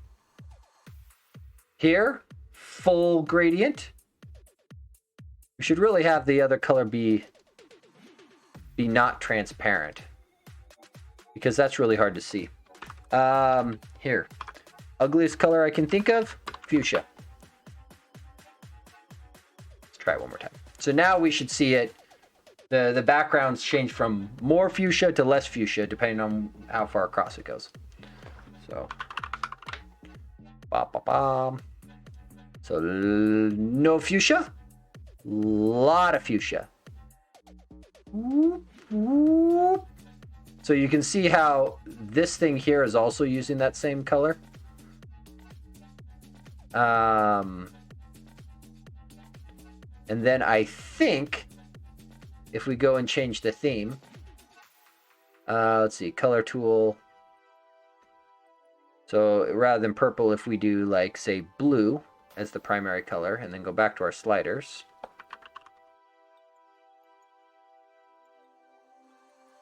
It auto picks it up. Which kind of makes sense, because what will happen is when that dynamic resource changes, that dynamic resource is sitting on a dependency property. The dependency property then knows that it is changed, which triggers the multi-binding, which does the needful and all the things work. So this sort of double hop trick with dynamic resource is something that I've done a couple times. The other thing you can do is if you don't want to apply it to a tag, what you can do is you can create your own attached property and just make the attached property internal so it doesn't get exposed out, and it's really hard for somebody to set aside from like reflection. And then you've got your own pseudo property. You just slap in whatever you need, pull it out, and poof, magic occurs. So I think what we're gonna do is we're gonna grab some code. So I think I like this idea, but I think there's a couple changes to this other PR that I'm gonna suggest. So for the most part, this is good.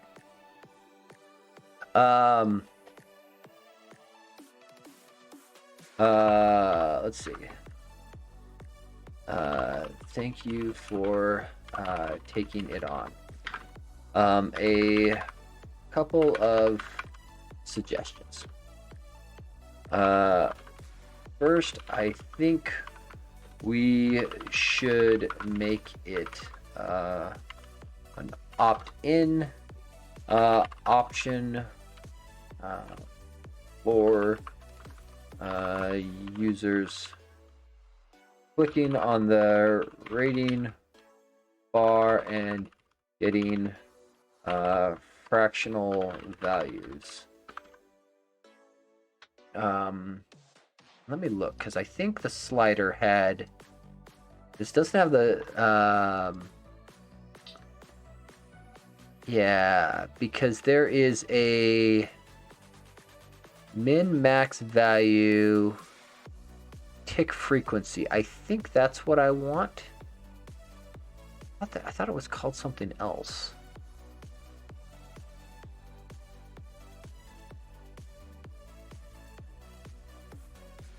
Because this doesn't do the... Yeah, discrete. Oh, discrete. That's the difference. Got it. Discrete. Yes.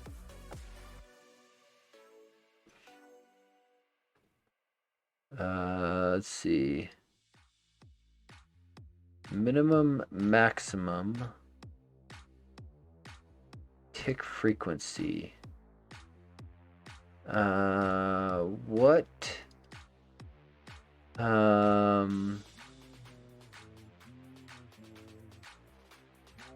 Yeah.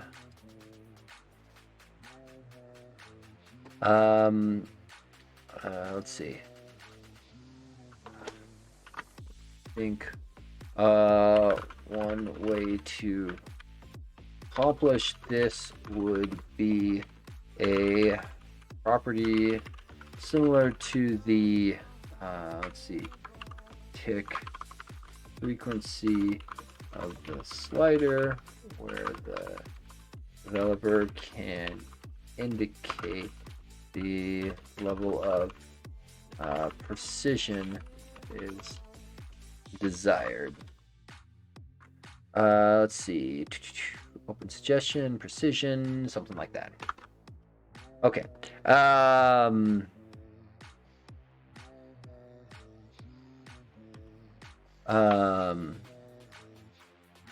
For the for getting the colors and setting it up, I think we might be able to support more than just 0.5,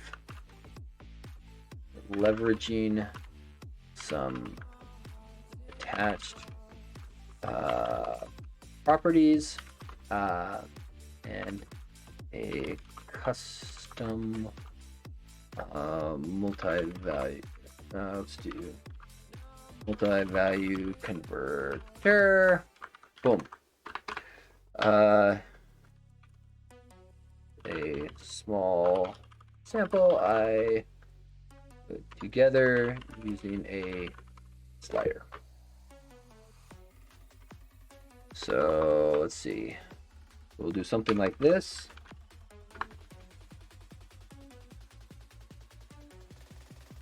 Oh, caps lock. Okay, so we're going to go up here.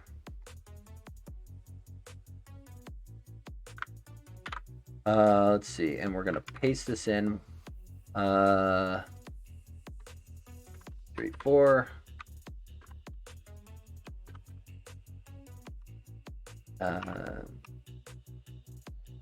This now is using the tag property, but we could create any number of internal attached properties to support this. Internal attached. I suppose because we own the control, we could also make it an internal property. Okay. Then the converter would look something like this. Let's see. Okay.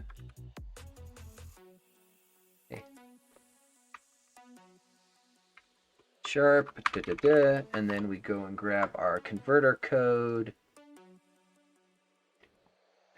And this guy's written enough stuff. He doesn't need to see the other bit. That'll probably be good enough. Let's just preview it and make sure it lines up correctly.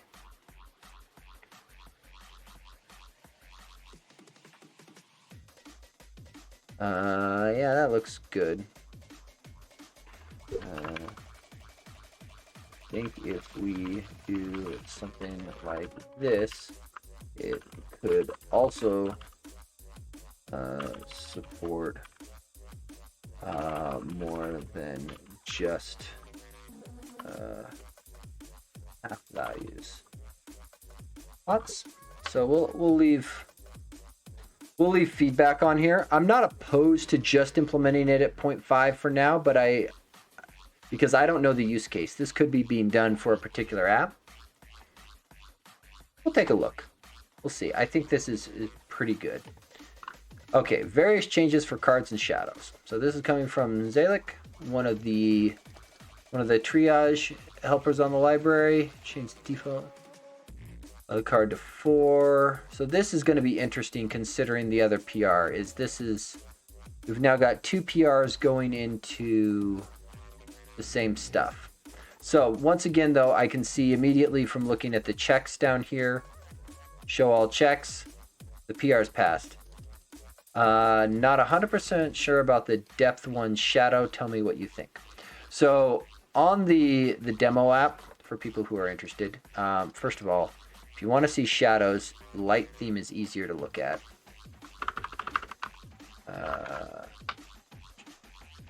Shadows. So you can see here the slowly increasing depth. So in material design speak, I believe the term is elevation, is how it's often referred to.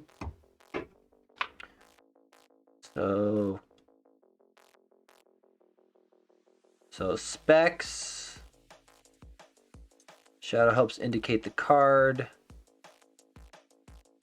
Okay, so change the default uniform corner radius to 4. Change the shadow depth of cards to depth of 1. Change the drop shadow effect on shadows for each depth level. Added 2 depth levels for a total of 8. So before we only went out to 5, and now it goes to 8. Okay. Consequences. Shadow on cards is different by default. Well, that sounds like a visual breaking change right out the gate. Let's see. Visual breaking change. Flag that guy. Shadow on elevated buttons is different by default. Another visual breaking change. Depth levels are totally different. I can adjust the shadow opacity if necessary. Well, let's take a look. So, obviously some potentially scary-ish changes, because by changing the enum values, so the shadow info is immediately where I want to look. Okay, so this one's easy. Shadow assists, the enum got expanded out to 8. Okay. And I think he linked to this. Did he link to the spec?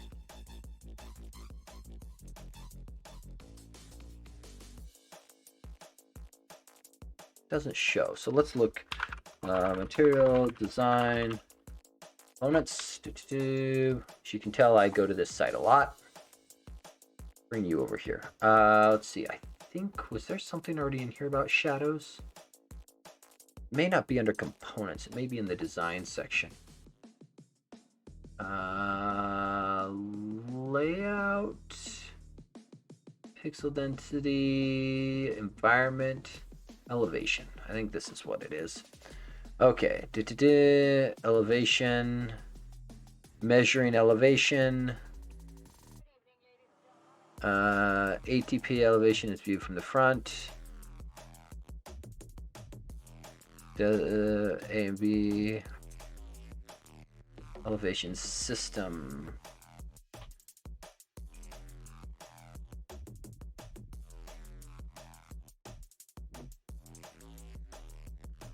Resting elevation and environment are very based on the environment platform app. Are designed to provide visual cues, yada yada yada. Because sometimes you'll note the material design spec is less of a spec and more like guidelines. Let's see here.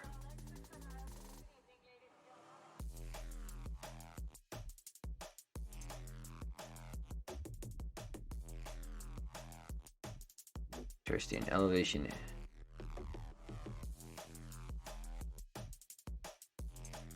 So I'm watching the shadow around that card. So they increase it while doing a drag and then dropping it. Interesting. Okay. Depicting elevation, surface edges, surface overlap.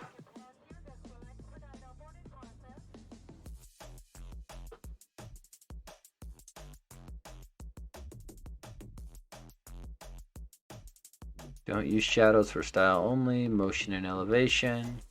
Displaying overlap, pushing, scaling. Elevation hierarchy.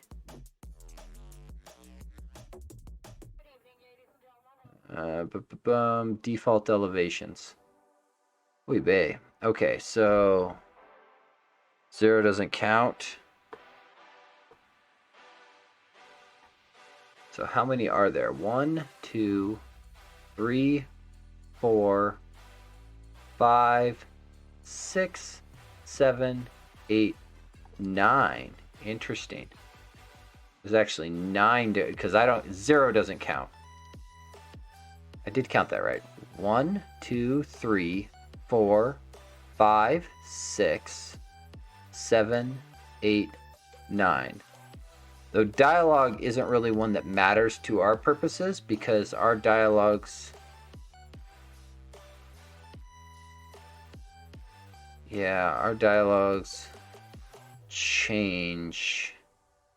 This is interesting. Okay, so I'm gonna... let's see. So let's come in here. Adding link to spec document. Boom. Just slap that on there. Okay, so I'm not opposed to this, but it is potentially very, very, very breaking. Okay, so take a look. Shadows. So added out 6, 7, 8. More stuff in here. More stuff in here. Wow, he renumbered them all. Points awarded. Okay, so the card has a default corner radius of 4, which I think is fine. Adjusting the depths. Card has a depth of 1. I think card... didn't that card have a resting depth? Fairly shallow, right? Yeah, so card has a resting depth that's really shallow, which in our case, 1 would be the value for that. So lowering it makes sense. That is good. Material design shadow.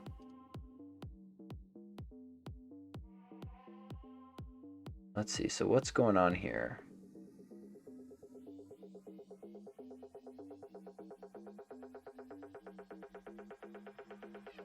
Oh, interesting. So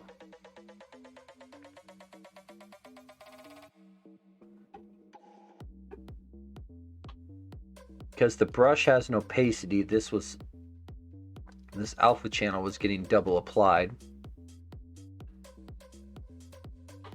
Okay, 2, 4, 6, 8, 10, 12, 14, 16. But I don't think...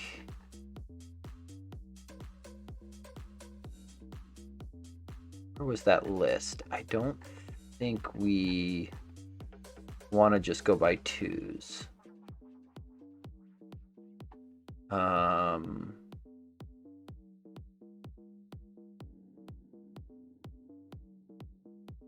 Can I hyperlink into this?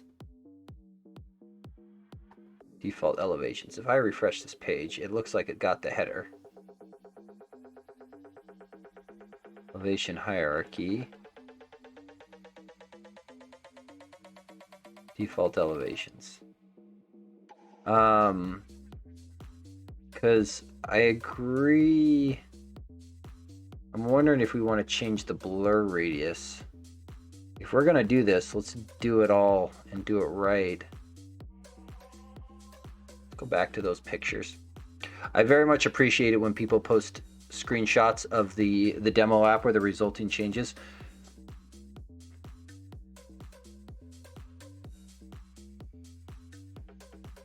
And it's worth noting, you don't have to use the shadows in the material design library here, because in case it's not obvious, some people always get confused of, oh, can you please add the following feature to your shadows? And it's the shadow that we're adding isn't anything special. We're literally just using the drop shadow effect. That's it. So if you want your own shadows, create a drop shadow effect and change whatever properties on it you want.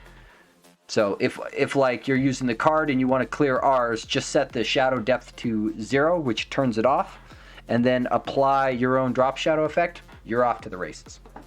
In any style, any color, have fun. I don't think it called out color in here at all. So did it? I am wondering, because I am a little concerned with, yeah, see, I don't know how to do, the dark mode shadows get to be a little interesting.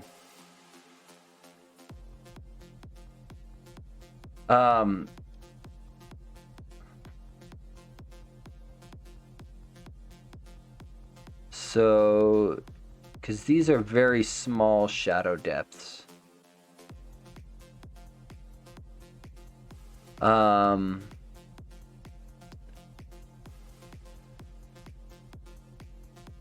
this is slowly increasing the shadow depth plus the blur radius.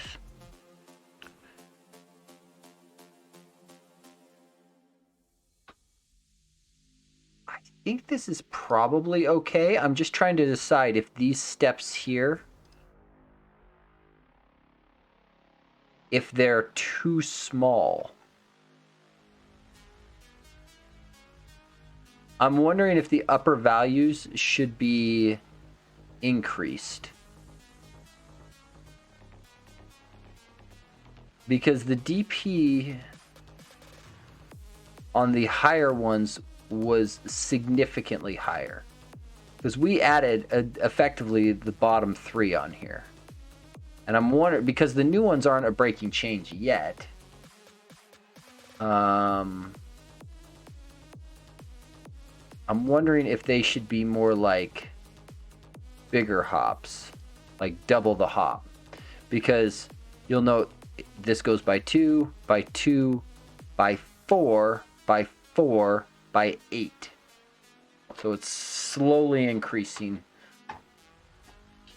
And I'm wondering if these bottom 3 shadows should actually be a bigger hop here. Let's leave a comment to that effect. I'm wondering if these should actually be larger. Looking at the default depths on the spec, it looks like the elevation differences at the higher levels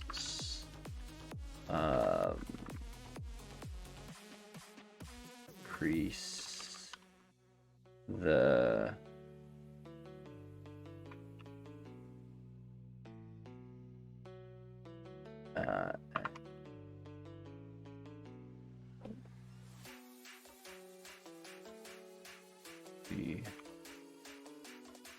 elevations.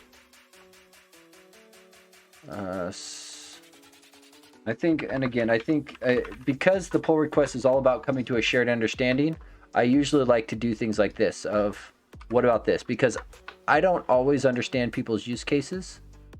So oftentimes if you open a pull request and I end something with a question mark of thoughts, that is a genuine question of, what about this, right? I'm looking for pushback. I'm looking for understanding.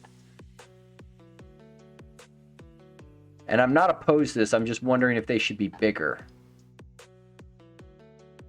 It's like there's obvious differences between 6, 5, 7, and 8. Like these 3 are the new ones. And I can definitely see it, but I'm wondering if these hops should be bigger. If 7 should really be 6. And then the new 7 should get bigger and bigger as we go. I think. We'll see. So we're going to actually put an approve on here and leave the feedback. Because I don't actually have a problem with this. And I think this is definitely something that goes in release notes. Okay, we'll wait and see what his feedback is. Okay. Wow. Nikolai, this guy is awesome. He is just does not trigger dialogue closing event.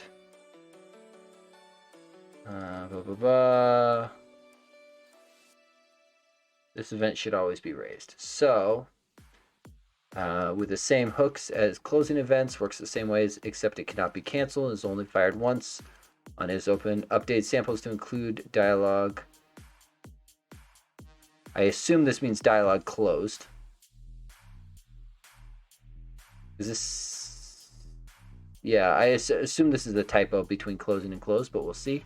There's a slight risk that dialogue show and dialogue host EX show dialogue is a breaking change. This could potentially cause ambiguity in the existing code using the toolkit. Even worse, it could end up calling another overload. It might be better to remove the overloads with fewer parameters and thus only extending the new overload the extra closed handler parameter. Good callouts. Let's take a look. Okay, so sample is being extended. It's adding dialogue closed. Great. Dialogue closed attached. Great. Dialogue closed. Okay, so the samples has pretty much exactly what I would expect. Nothing fancy. Oh, and he added tests. I love it when people add tests. Makes me happy. Okay, so tests. When canceling closed event handler is not invoked. Oh, when you cancel the closing, close should not be invoked. Yes, that is correct. So that, let's just confirm. Let's see. So we have a closing and a closed. And on the first one, we're going to cancel it. On every other one, we'll let it through. So then we assert that the closing invocation count is 2, but the closed account is 1. It's good to me. Okay, when closing dialogue, return value can be specified in closed event handler. Oh, that's kind of cool.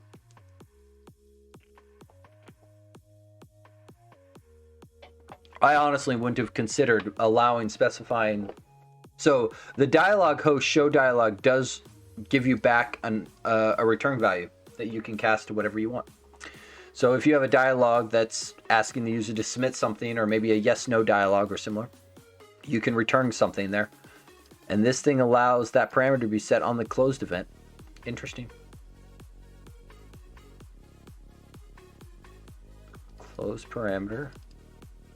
So it creates a GUID, sets it in, and asserts that the GUID that it gets back is the same as that one. Cool. I like it. Okay, so what is this test name? I can't read it. Let's see. When closing dialogue with parameters, it passes parameters to handler.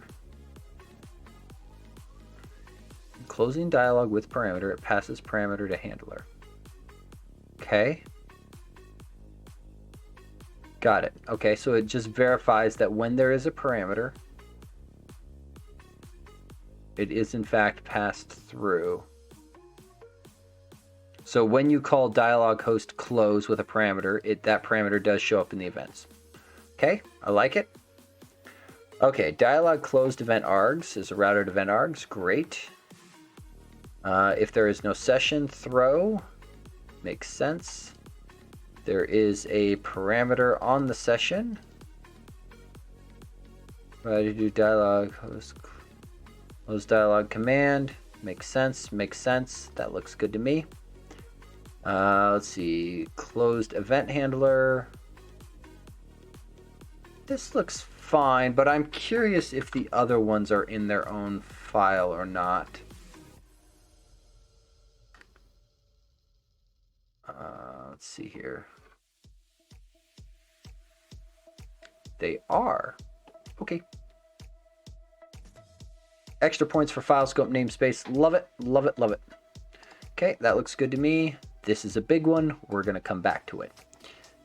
Okay, dialog host EX. So this is the comment where there could be breaking API changes. Okay, show dialog. So that's fine. That's just calling into show internal. Dialog closed handler.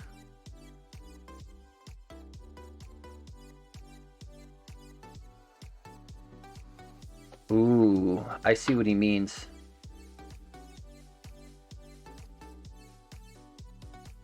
Because so here's the kicker, right?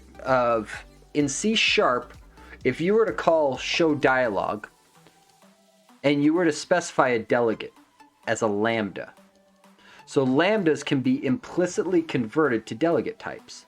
The problem is the only way it knows what delegate type to convert your lambda to is by looking at the method signature. The problem being, this is object dialog closed event handler. Object dialog closed event handler.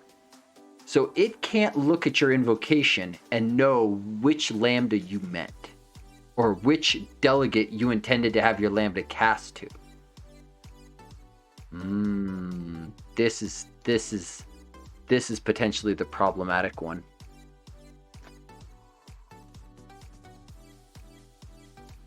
Yeah.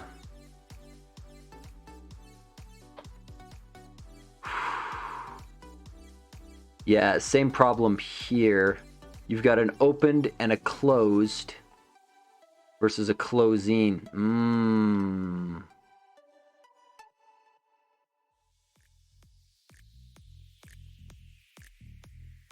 Yeah. And in reality, I would love to kill off these static methods. This is a cause of much confusion with people when using the library. This control is probably the one that has had the most bugs filed against it. That or combo box. Followed closely by Flipper.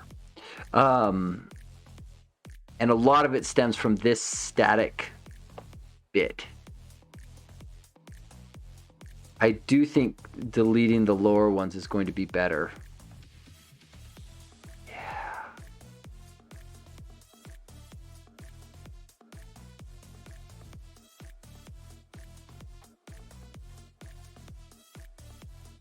Yeah,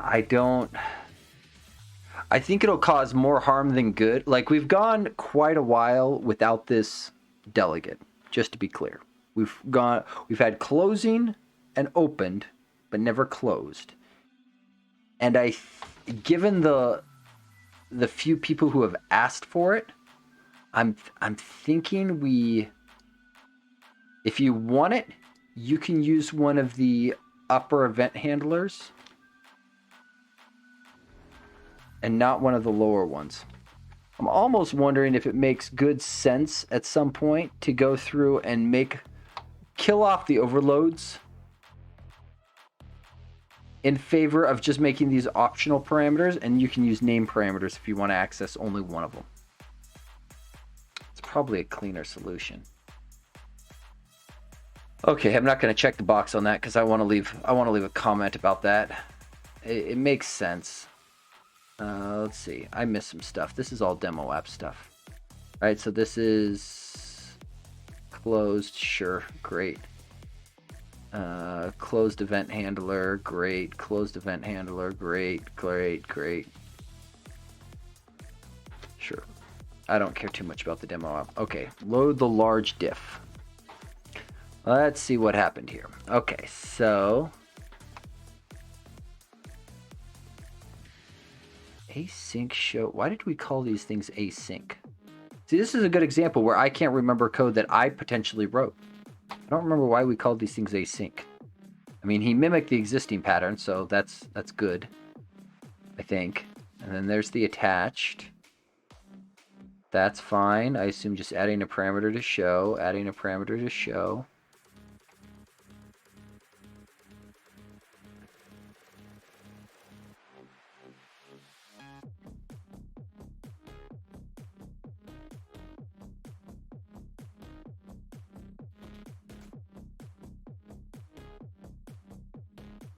Adding a parameter. Yeah, because this one's going to run into this same issue. Ah, this is clever. This is clever.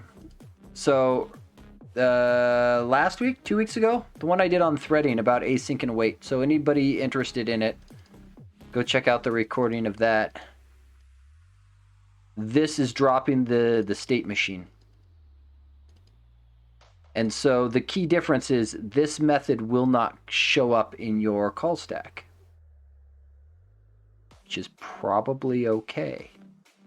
Let me rephrase. It will not show up in the call stack once you hit the first await further nested in.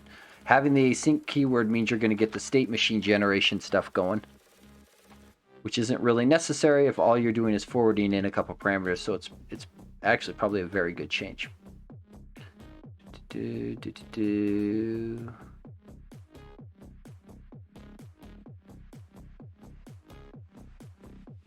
That all looks as expected, and now we get to the interesting part.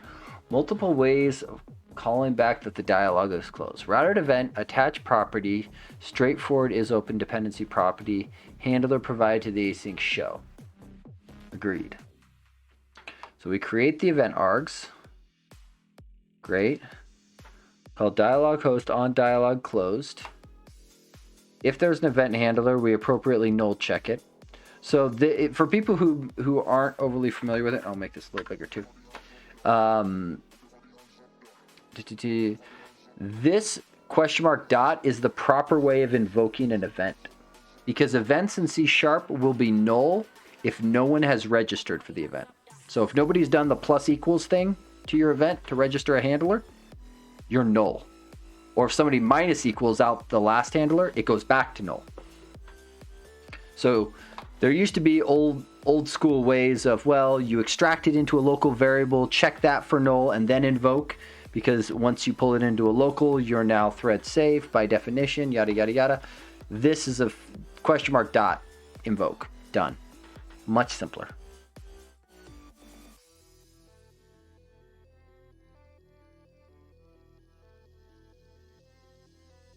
It's interesting that this one's being nulled out.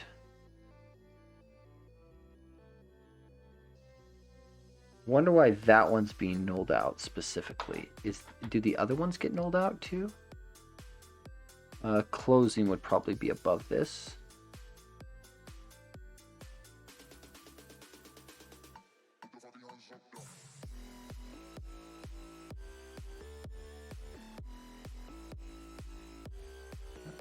Is open property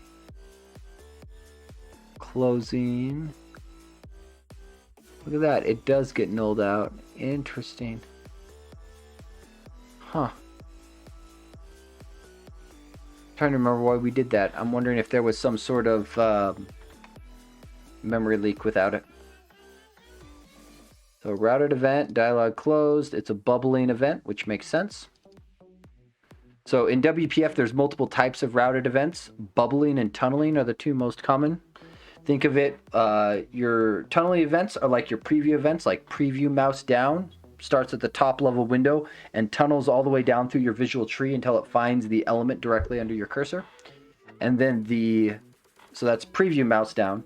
And then mouse down starts from the element under the cursor and bubbles its way all the way back up. So in this case, what it's indicating is that dialog closed will be a bubbling event and bubble up rather than tunnel down. So in general, most events bubble unless they're like preview-y type things, and then they tunnel. Let's see, add, remove, great. I mean, these things, rather than the curly braces, these could be lambda-bodied members. So you drop the curly brace and add a lambda. That's such a nitpick, I don't even think I'm gonna comment. If I'm in there later, I might change it, but not a big deal. This is one of those cases where I probably should go back to the unified diff so that I get the horizontal space and not all this wrapping. This is fairly straightforward stuff. Nothing surprising. Protective void. His attention to detail is impressive. very, very good. Okay, so I think that's fine. So I think what we're going to do, this is really great work. I think you are correct about the potential, how did he word it? The overload. Yeah, we'll use ambiguity because that's the word he used. About the potential ambiguity in the calling code. I think for now, let's remove the overloads that might conflict, specifically the ones that only differ by closing versus closed.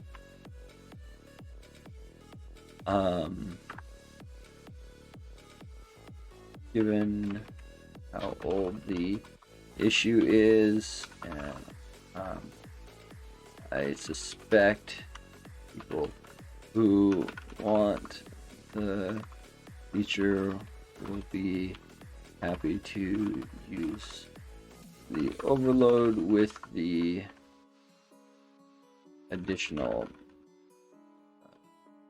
use the bigger overload and specify all parameters. I think that one's pretty good. I think that one's pretty good. Okay. So that, I didn't merge anything.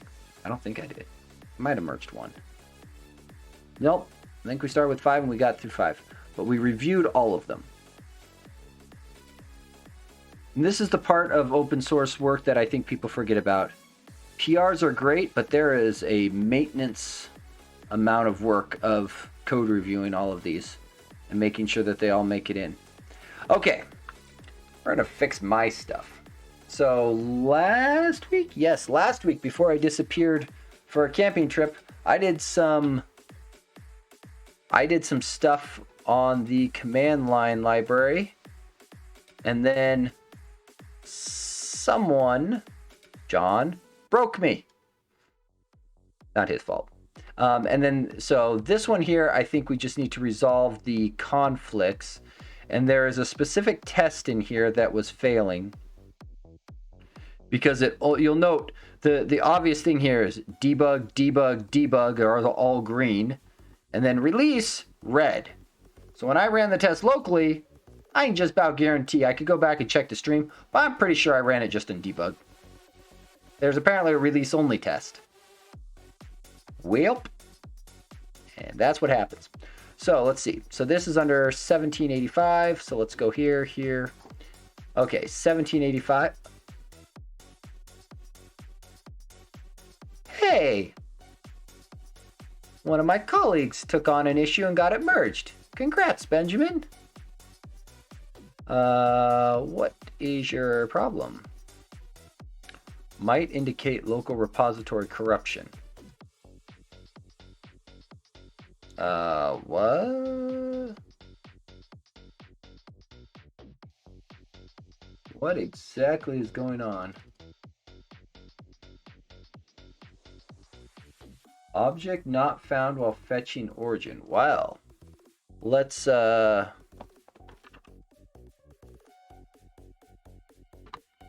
see if we can just clean this guy up real quick.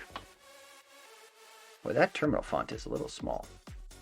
References. Let's see. Terminal. UI customization. Terminal. There it is. Font size. Be big. There we go. Okay. So that whole. Wow.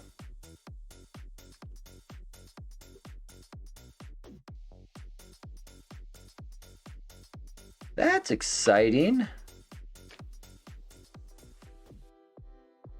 Airpack file. Well, that's not a good sign. Let's see. I think we can just rebase this way. Probably be fine, but I may end up going through and we're going to take the one on main, and because we're going to have to go rerun the test anyway. Continue rebase. Okay, so that got me to there. And let's go there, system command line. I knew I had you around somewhere. Normally I'd be quitting right about now, but my Mountain Dew's not empty. My invisible green Mountain Dew. So I can go till my Mountain Dew's empty.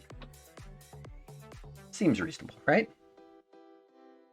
Okay, and I'm sure you have to regen the universe because I went through and did that.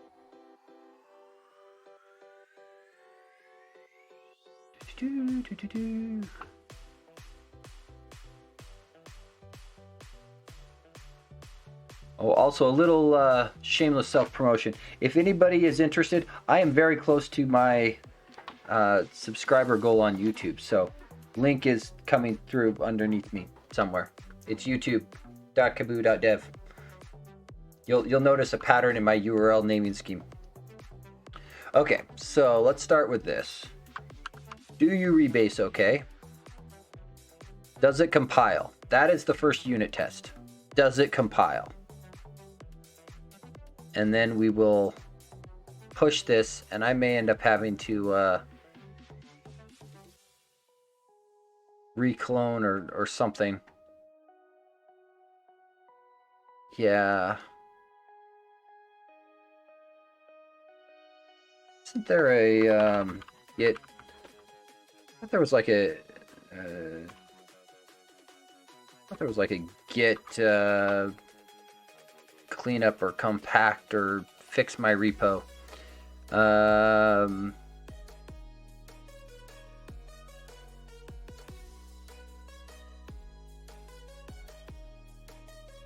Git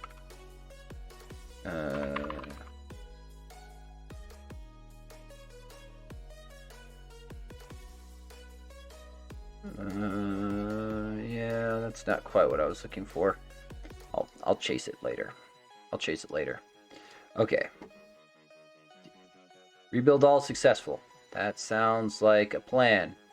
Okay, and then I would like to test Explorer. Oh, this is code search. Feature search. Test Explorer. Open. Test Explorer. Don't be on my other monitor. Okay. So we're going to start. Let's just go straight up release mode, because this is apparently what I botched.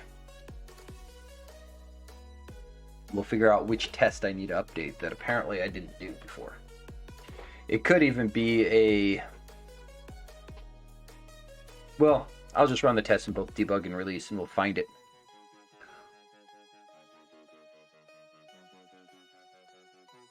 An unexpected error reported concerned me, but it kept going, so I don't know what the error was.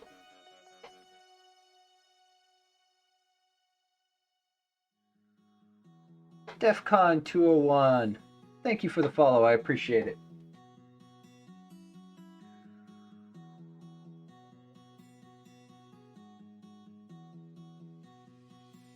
Okay, come on. Run tests. Start going. Discovering tests. You're at 32. You've got 2,000 something to go. Let's get on it, buddy. There you go. Start counting by digits, not by numbers.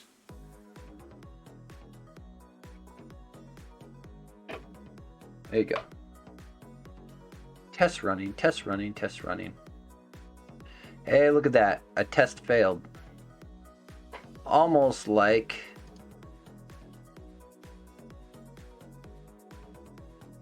Wait a minute. Is this the one that I ran into that was...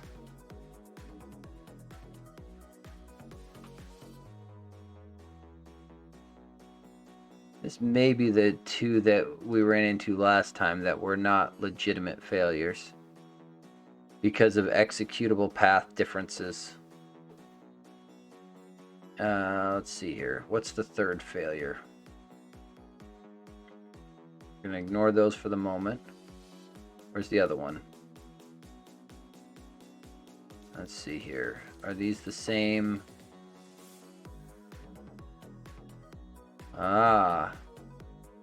Release build only. It's almost like these ones are the cause of them. Okay, and here is the pop for the changed. So approved on the left, received on the right. These look like the changes we expect. So we copy, we paste, we save, and that handles the approval test. Okay. So these guys here, system command line can be trimmed.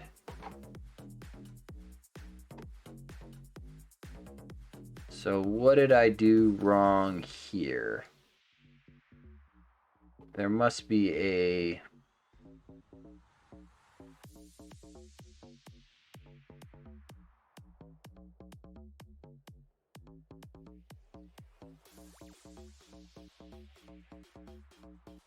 That's an interesting one. So we're going to fix the approval test, and we're just going to amend that because there's no mistake there. I see no mistake. Oof. Okay. These are likely the failures that bit me before. So I'm a little confused. What's the assertion that failed? Did not expect string Microsoft Build Engine restored project. Parse result does not contain a definition for get value for option and no access. Okay, so these are, yeah. So where are you getting the thing to compile?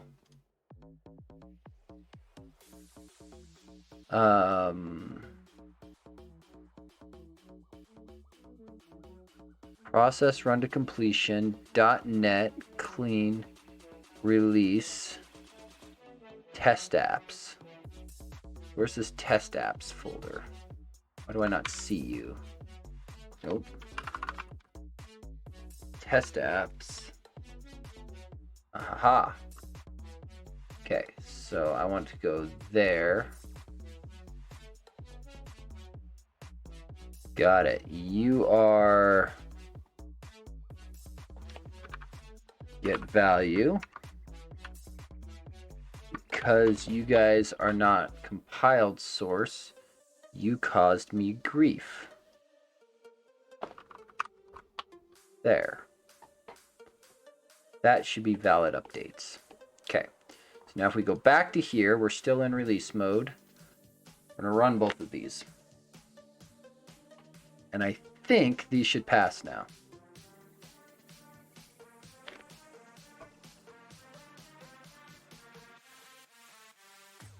Then we'll go look at the feedback on the other ones. Huzzah! You'll note the reason these are release only ones is because you'll note that one took 10.5 seconds to run because it is compiling another project. So it's slow, but slow for a reason. Standard output. Expected value to be 0 but found 1. Let's see. CIL compiler 7.0 preview.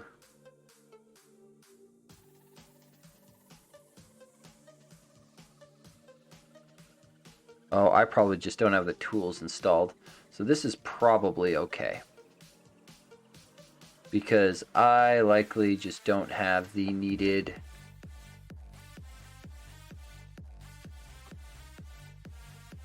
Microsoft.NET IL compiler. I don't know what the current version is. Let's take a look. Let's Let's see, include preview packages. Oh, I want all. That is latest. I think that's pretty close to what we had.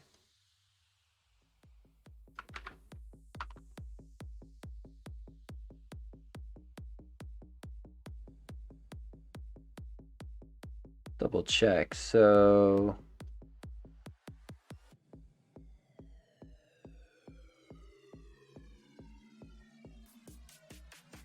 yeah, so it downloaded before, and then so I'm noticing the props file that triggered this error did come from that NuGet package. And so I just simply don't have the native stuff installed locally. So that's fine. We're not going to update that version reference right now. That is not part of the change. Let's see. Fixing violation tests. Okay, so we're going to kick that off. We're going to push this. Force push. Should work. Huzzah. Okay. So that will probably work, but we will let the pipelines confirm that works. So pipelines are going to kick off.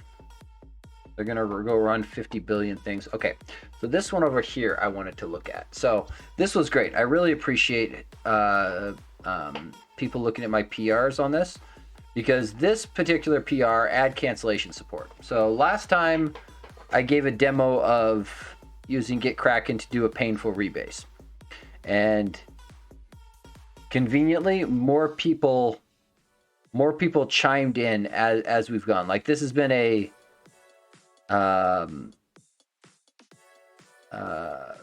painful one.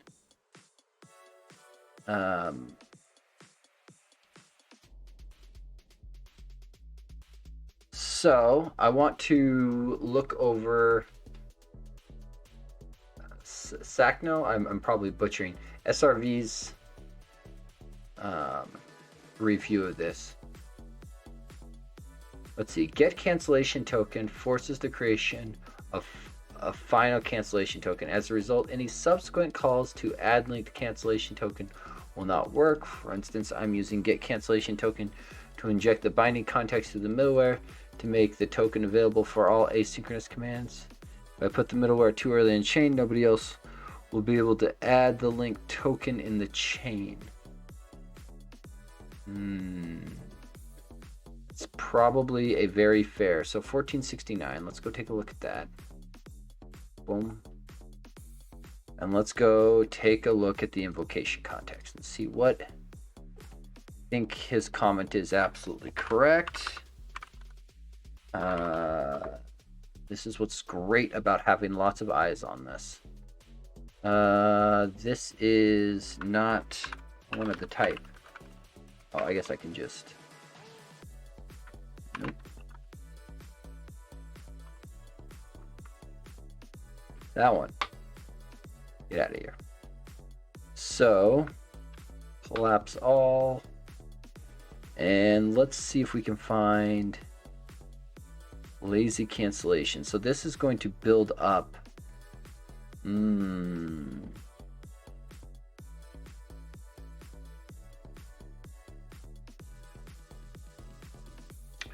This is interesting. I'm wondering what the expected value is.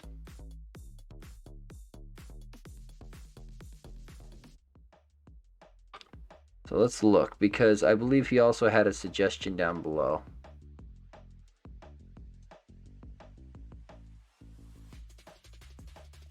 So what is this doing here? So let's start with this. Cache token to avoid object dispose succession due to concurrency between dispose and cancel. Okay. Linked list. Interesting. Ah, that's clever. That's clever. So linked list here, because it's only appending to the end, which doesn't interfere with the rest of the list, which can be quite powerful.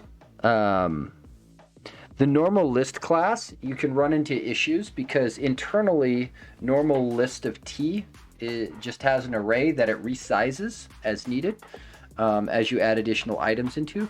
Whereas a linked list, each item in the list just has a pointer to the next item. And so adding last is a very trivial. Like linked lists are trivial to append to. Explicit to prevent invocation from middleware or any other parts of user code. Yeah-ish. I mean, explicit interface implementation, it really just hides it from IntelliSense. Because the unfortunate part is if you haven't the analyzer warnings turned up high enough, if you have an instance of something that's iDisposable, they will whine at you to make sure it's disposed before leaving scope. They're really picky. And I would go as far as to do the full implementation. So this is just here for easy program termination callbacks. So source here. Ooh, volatile. There's a keyword you don't see very often. Volatile int canceled. Why is that? What are you being used for?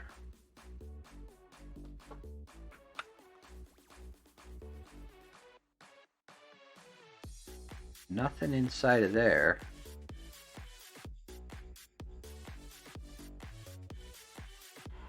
So I don't know what that's being used for. Source. Source gets new.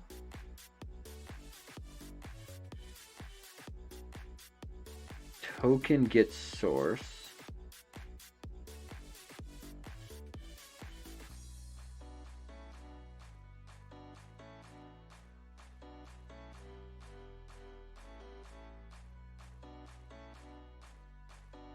This is an interesting usage here. So I think I explained this before, is this interlocked exchange.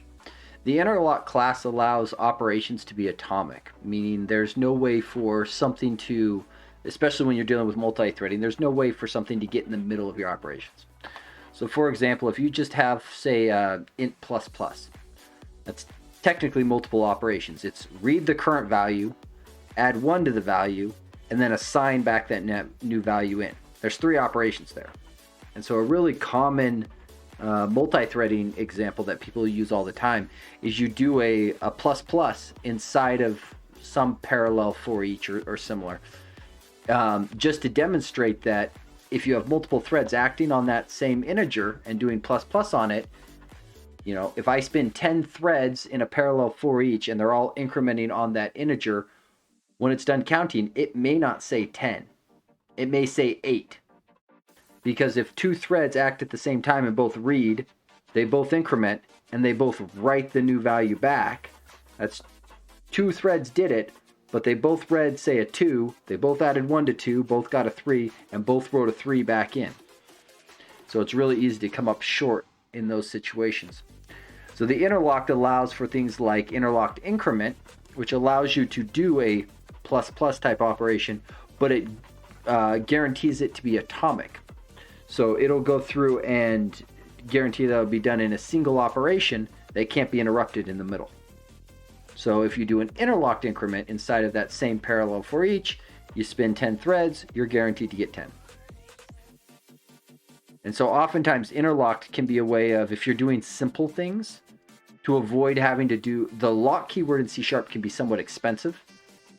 It's fairly optimized, but it's still a lot more expensive than not using a lock.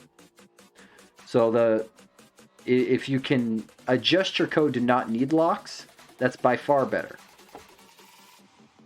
Reach registration. Link token. Add last.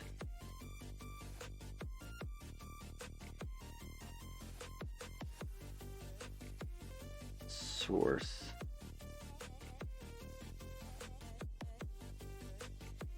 So if any token is canceled, so token.register allows you to register a callback so that if the token is canceled, it can then trigger cancellation.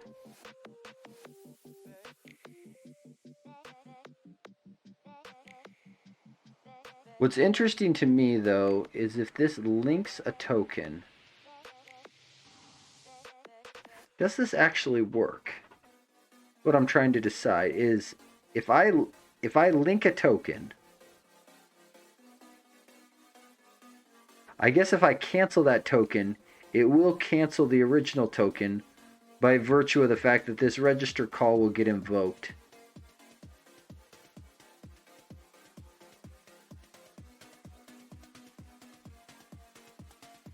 And it's keeping track of the registration.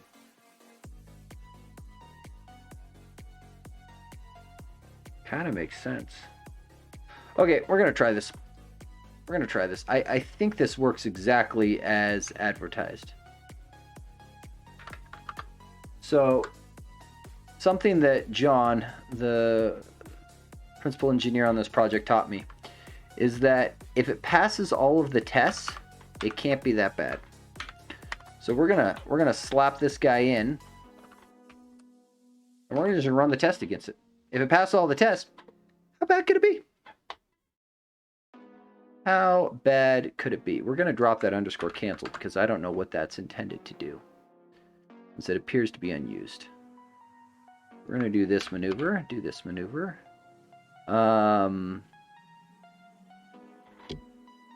This thing has a cancellation token being passed into it, though.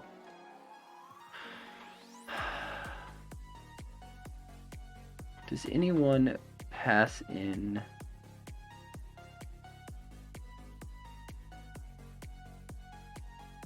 We're gonna kill that.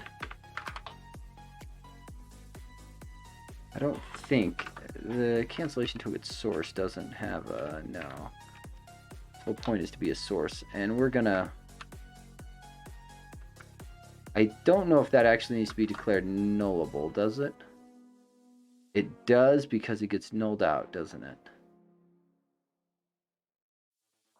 Yeah, it gets nulled out right there. Okay, so program termination callbacks. So we'll do this maneuver. This guy here, just like that. We're just gonna copy these guys down below. So you're gonna replace all of these, and we're gonna clean this guy up. Drop this dot. It's not needed. We can do the simple using statement. No need to get fancy. We don't need a description telling us why we use internal. And then, let's see. Did I add the link token? I did. We're going to get rid of that, and we're going to change up dispose to look like this. Actually, you know what? We're going to just do this. So we're just going to, boom. Okay, so there's that. That's going to cause some compile errors, but I think there's only going to be about 8 of them.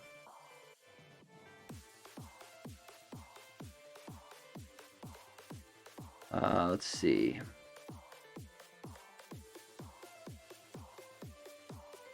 So this guy here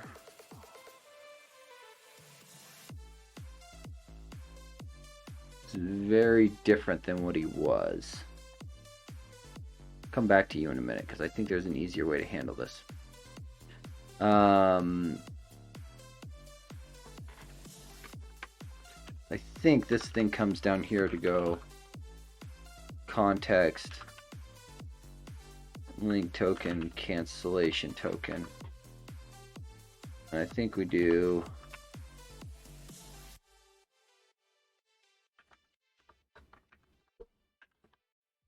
that. I don't know if it's going to make a big difference either way. Probably won't. I think register even short circuits if I remember correctly.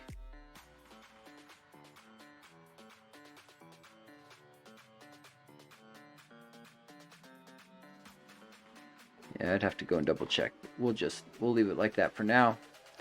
Okay, so that's going to be here. And I think what we might do...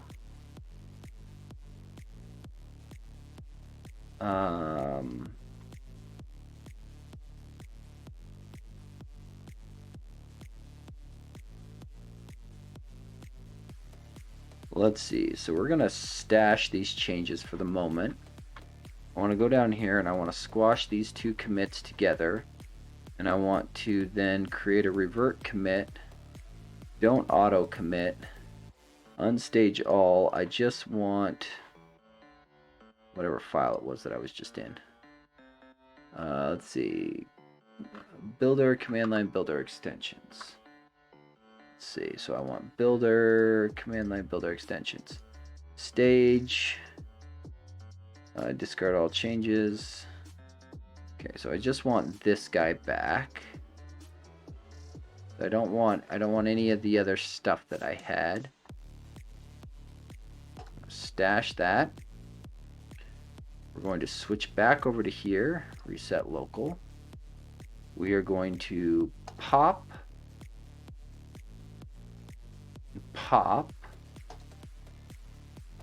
Okay.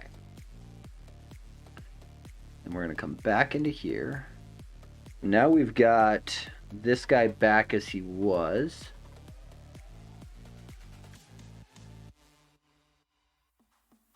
Problem is this guy is a little bit different now than what he was. Because before we were leveraging an event that existed on invocation context, and now that event doesn't exist. So now we gotta think. What makes the most sense here? What is going on? So this is inside of cancel on process termination. So the whole point of this is when the process termination occurs, we want to handle it.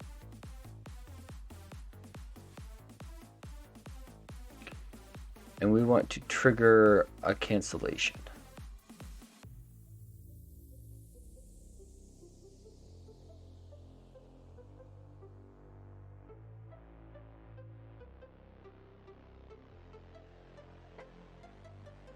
I think what we might do is actually throw away these changes and go back to what my branch had them as.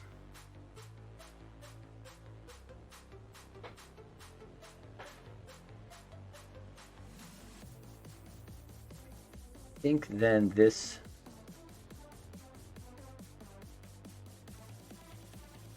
becomes a little bit simpler in that we can pull these things out. No. That goes like that. That goes like that. We can target type new that guy. That comes up. And this goes like this. The return goes away. And this goes away. Okay, so we still have our delegates. They're assigned such that we can do the interlocky bit here. I don't think we need to worry about you being null now.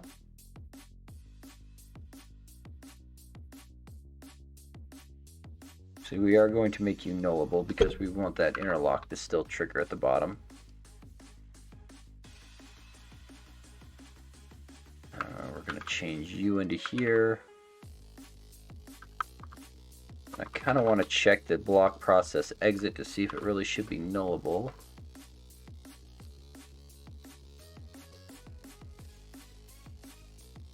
No. Just do that. Okay. So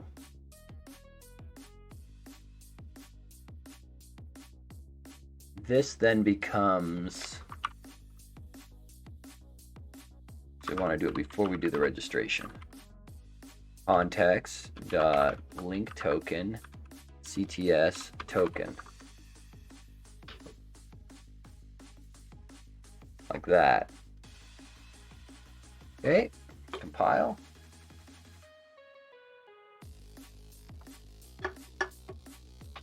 Now we should see failures in the tests. There we are.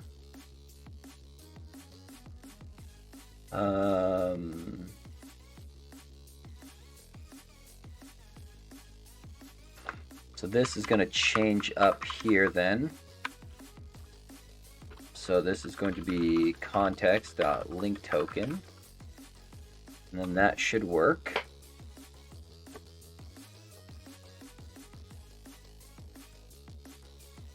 We could go as far as to putting that back into the constructor.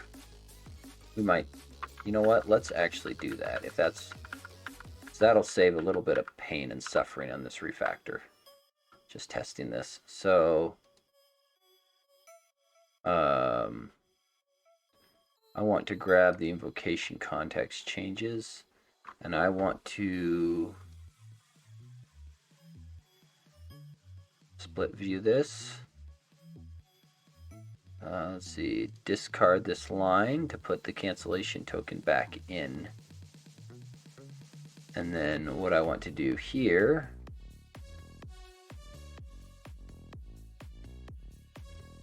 I got too many rubbers there. Let's see. So we'll do something like if cancellation token can be canceled, a link token, something like that. That'll make that a little bit cleaner. And then that means back over here, we just throw away this change. Okay.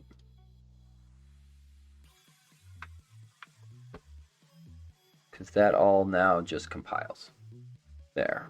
We won't bother to do the change outside. Let's see. So this is going to be link token.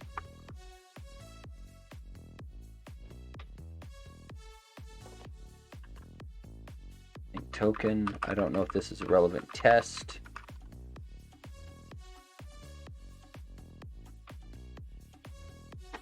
Probably not a valid test. Link token.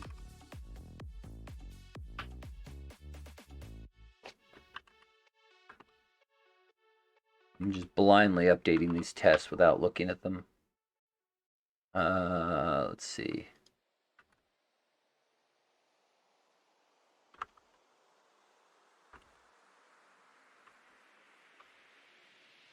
Is that missing the closing paren? I'll. We'll check these tests after we run them to see. Let's see.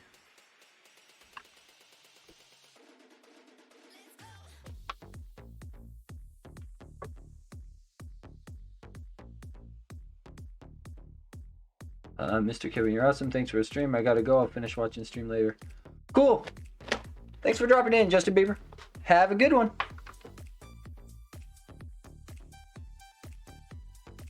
Okay. Okay, so we are going to run these tests.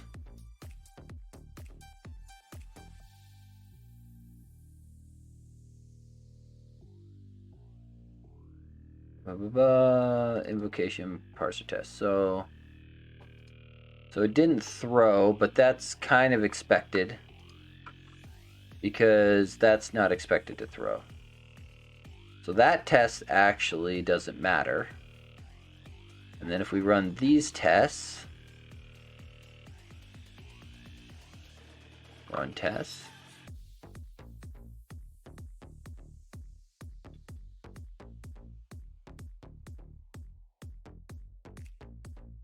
Those ones all pass. Okay, so aside from the one test that doesn't need to, that shouldn't pass, should be fine.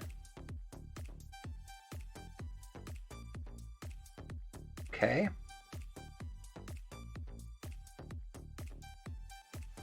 That should be good there. That should be good there.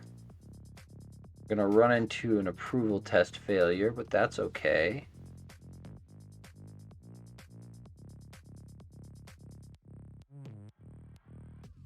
I'm going to switch this back to debug for the moment. And then we're going to run this one more time. While we're waiting for that to run, I just want to double check my other PR and make sure. There we go. All checks passed. Yay! You can see all the pipelines now worked. So that's all fixed.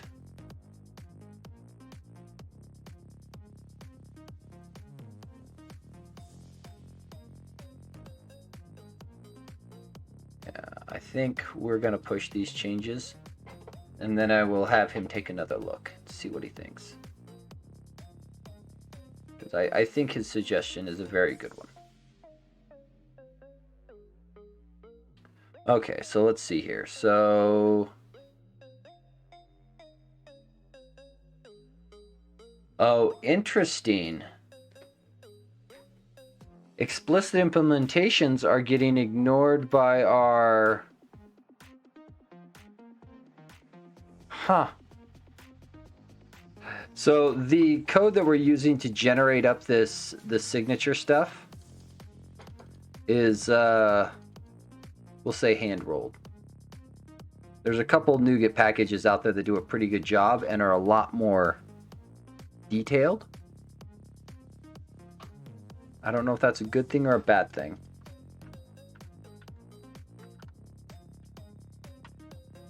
But we'll clean that up because that is mostly what is expected.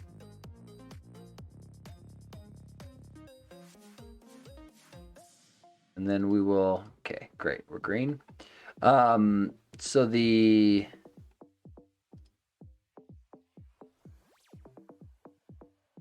one thing that interests me in this now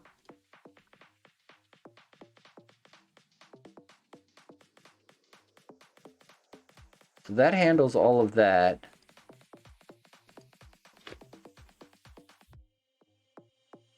Is this a sealed class? Is it worth? It is sealed.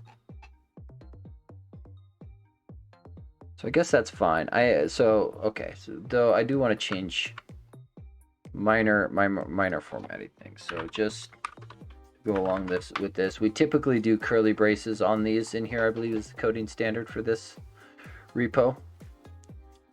Just because indentation can sometimes be ambiguous if people aren't good at formatting documents. And then I don't think var is overly clear here, so we're going to get that in.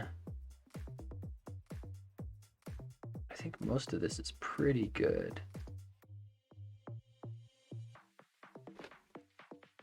Does this need to be internal? It could be private. It's literally not being used anywhere.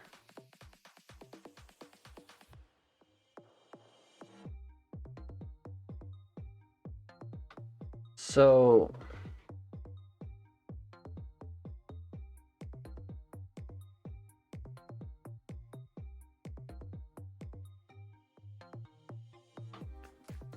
I'm wondering if I've missed something in his suggestion. Because that's private, what is the point of this?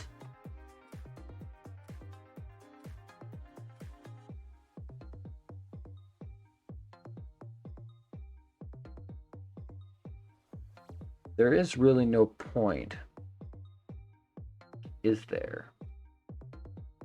So if you want to cancel this, you pass in a token yourself and you cancel it.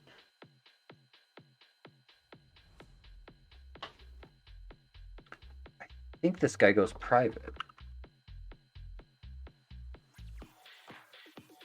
I don't know if there's a reason to make him internal. Because the only internal case to this library where we're canceling is doing that key press one. That's it.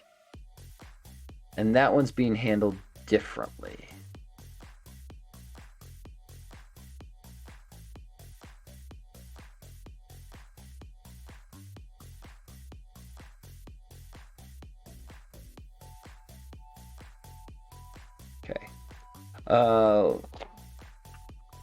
Update with suggestions to better handle linked tokens. Commit. I want to push this.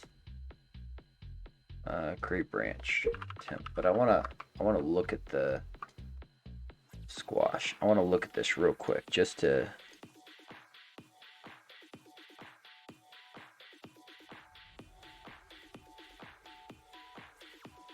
Just want to make sure I haven't botched anything in here.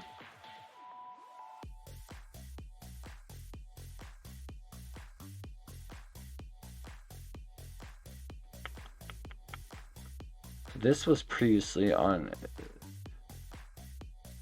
How is that event being used?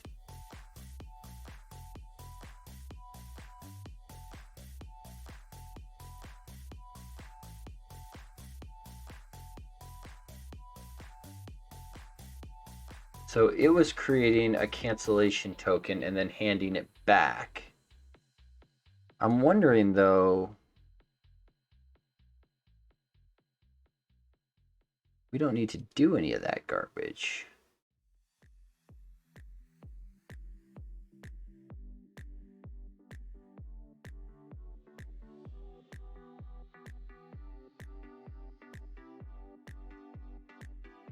This, okay, so I've made this too complicated. This is why it needs to be internal.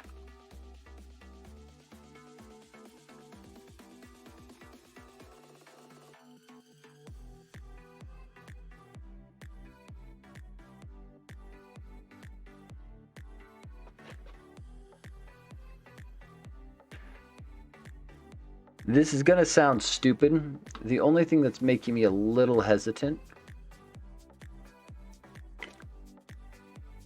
this is always instantiating a cancellation token source.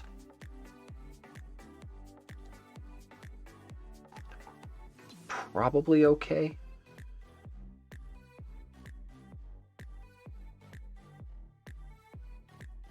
So the short version, this guy dies. Because he doesn't need to exist anymore. Which means that's one less token source being created.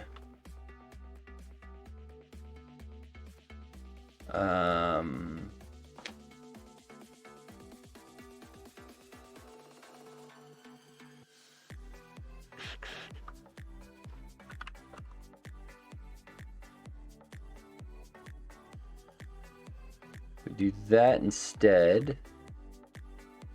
There, that's a little better.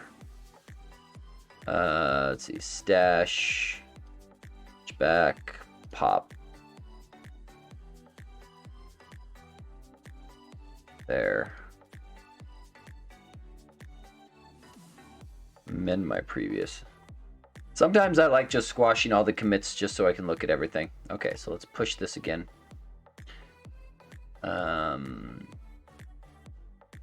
And just because we can rebase it.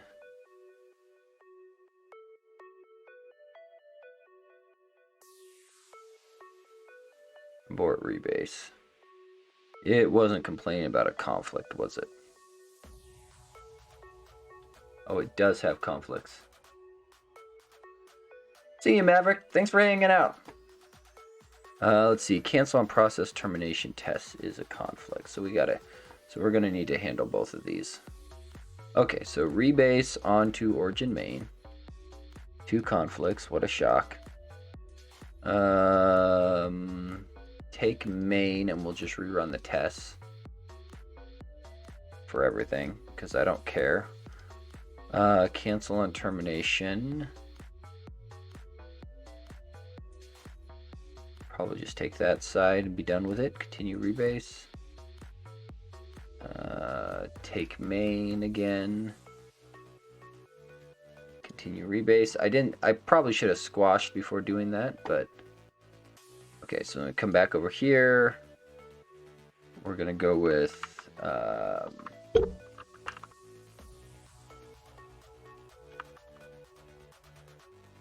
Oh. Test Explorer. Thank you. Yeah, sure, run all the things.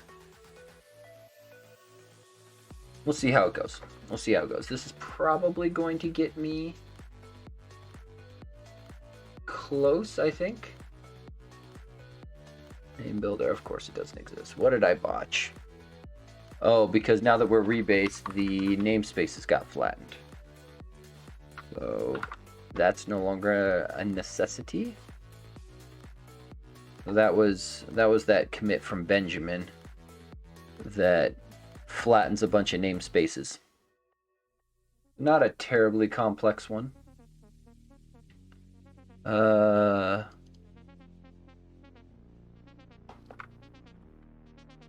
We dropped to fluent assertions where we needed it. Put that back. There we go. Test Explorer, run.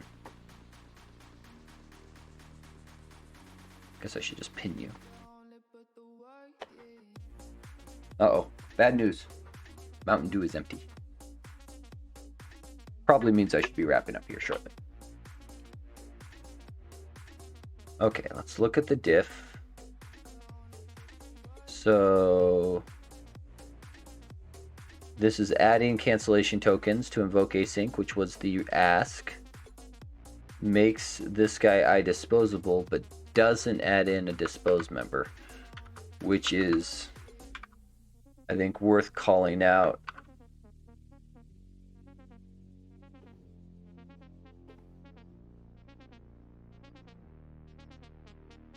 And then this guy should go green here in just a moment. There we are. Perfect. Let's see. Rebased and fix conflicts. Let's see. Push. Force push. Force push. Okay. And then we want to come in here and I want to leave a couple comments for people. First of all, the approval test one. And I want to mention.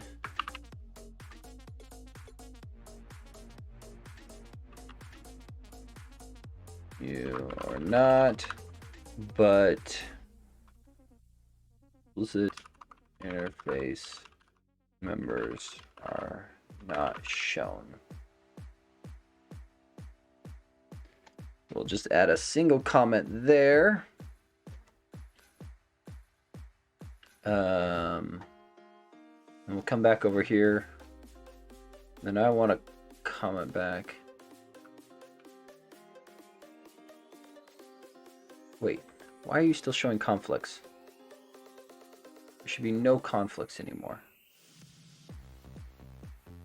What? Thank you for your coming back to class. Have a nice day. Hey, nice to see you, Zalek. And no problem. Let me know what you think. I did the review earlier on stream if you want to see the feedback on it. I think making them a little deeper might be nice, but interested to hear your thoughts. What? How the? I'm rebased on main. Oh, am I rebased on the wrong main? No. Something's weird. What are the conflicts? We resolve this conflict. What the heck? Did it... What? I'm confused.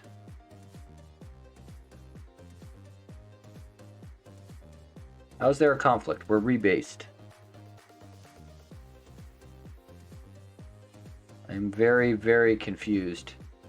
I think the fact that I can't pull my main is causing me grief. So I'm going to close that. I'm going to try reopening. But we may end up just recloning the repo.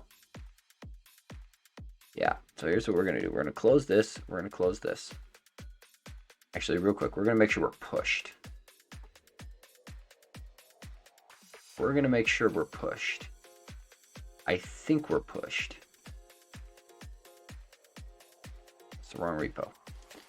So I think I'm just going to whack. Yeah, so we're pushed up. We're pushed up. Okay, so here's what we're going to do. We're going to close this. I'm just going to delete and reclone.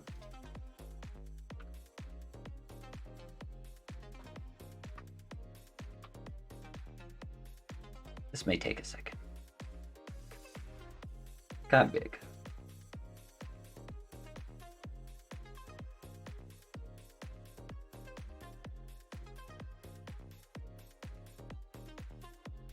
Actually, shift delete. Permanent delete. I don't want to think. You're taking too long. There. Make it go away.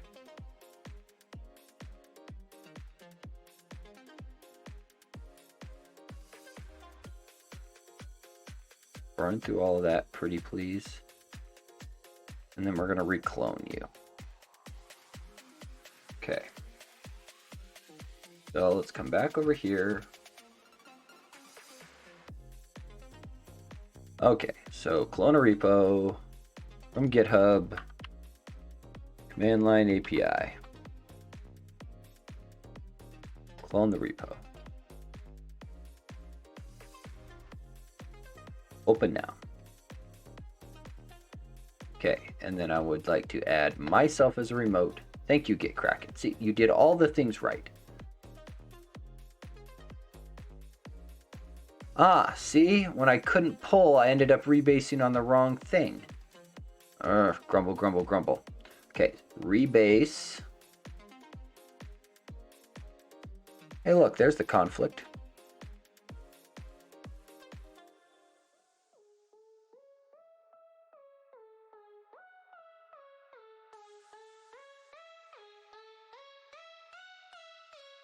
Right, that is correct. We do need fluent assertions, yes. Continue rebase.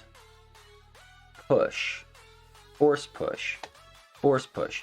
Now we should be on the real main. That was way too hard. Oh boy, I should clean up some of my branches. A lot of branches sitting out on my remote. Okay, so that should build up. That should rerun all the tests.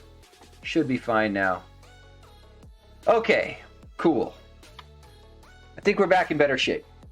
Well, cool. Thank you everyone for coming in and hanging out. Hopefully that was somewhat helpful. Would love to hear people's feedback on code reviews. Like I said, those are my perspectives. Don't take them as gospel, but that's currently where I am at on the whole process. So with that, I will say happy coding. See everyone next time.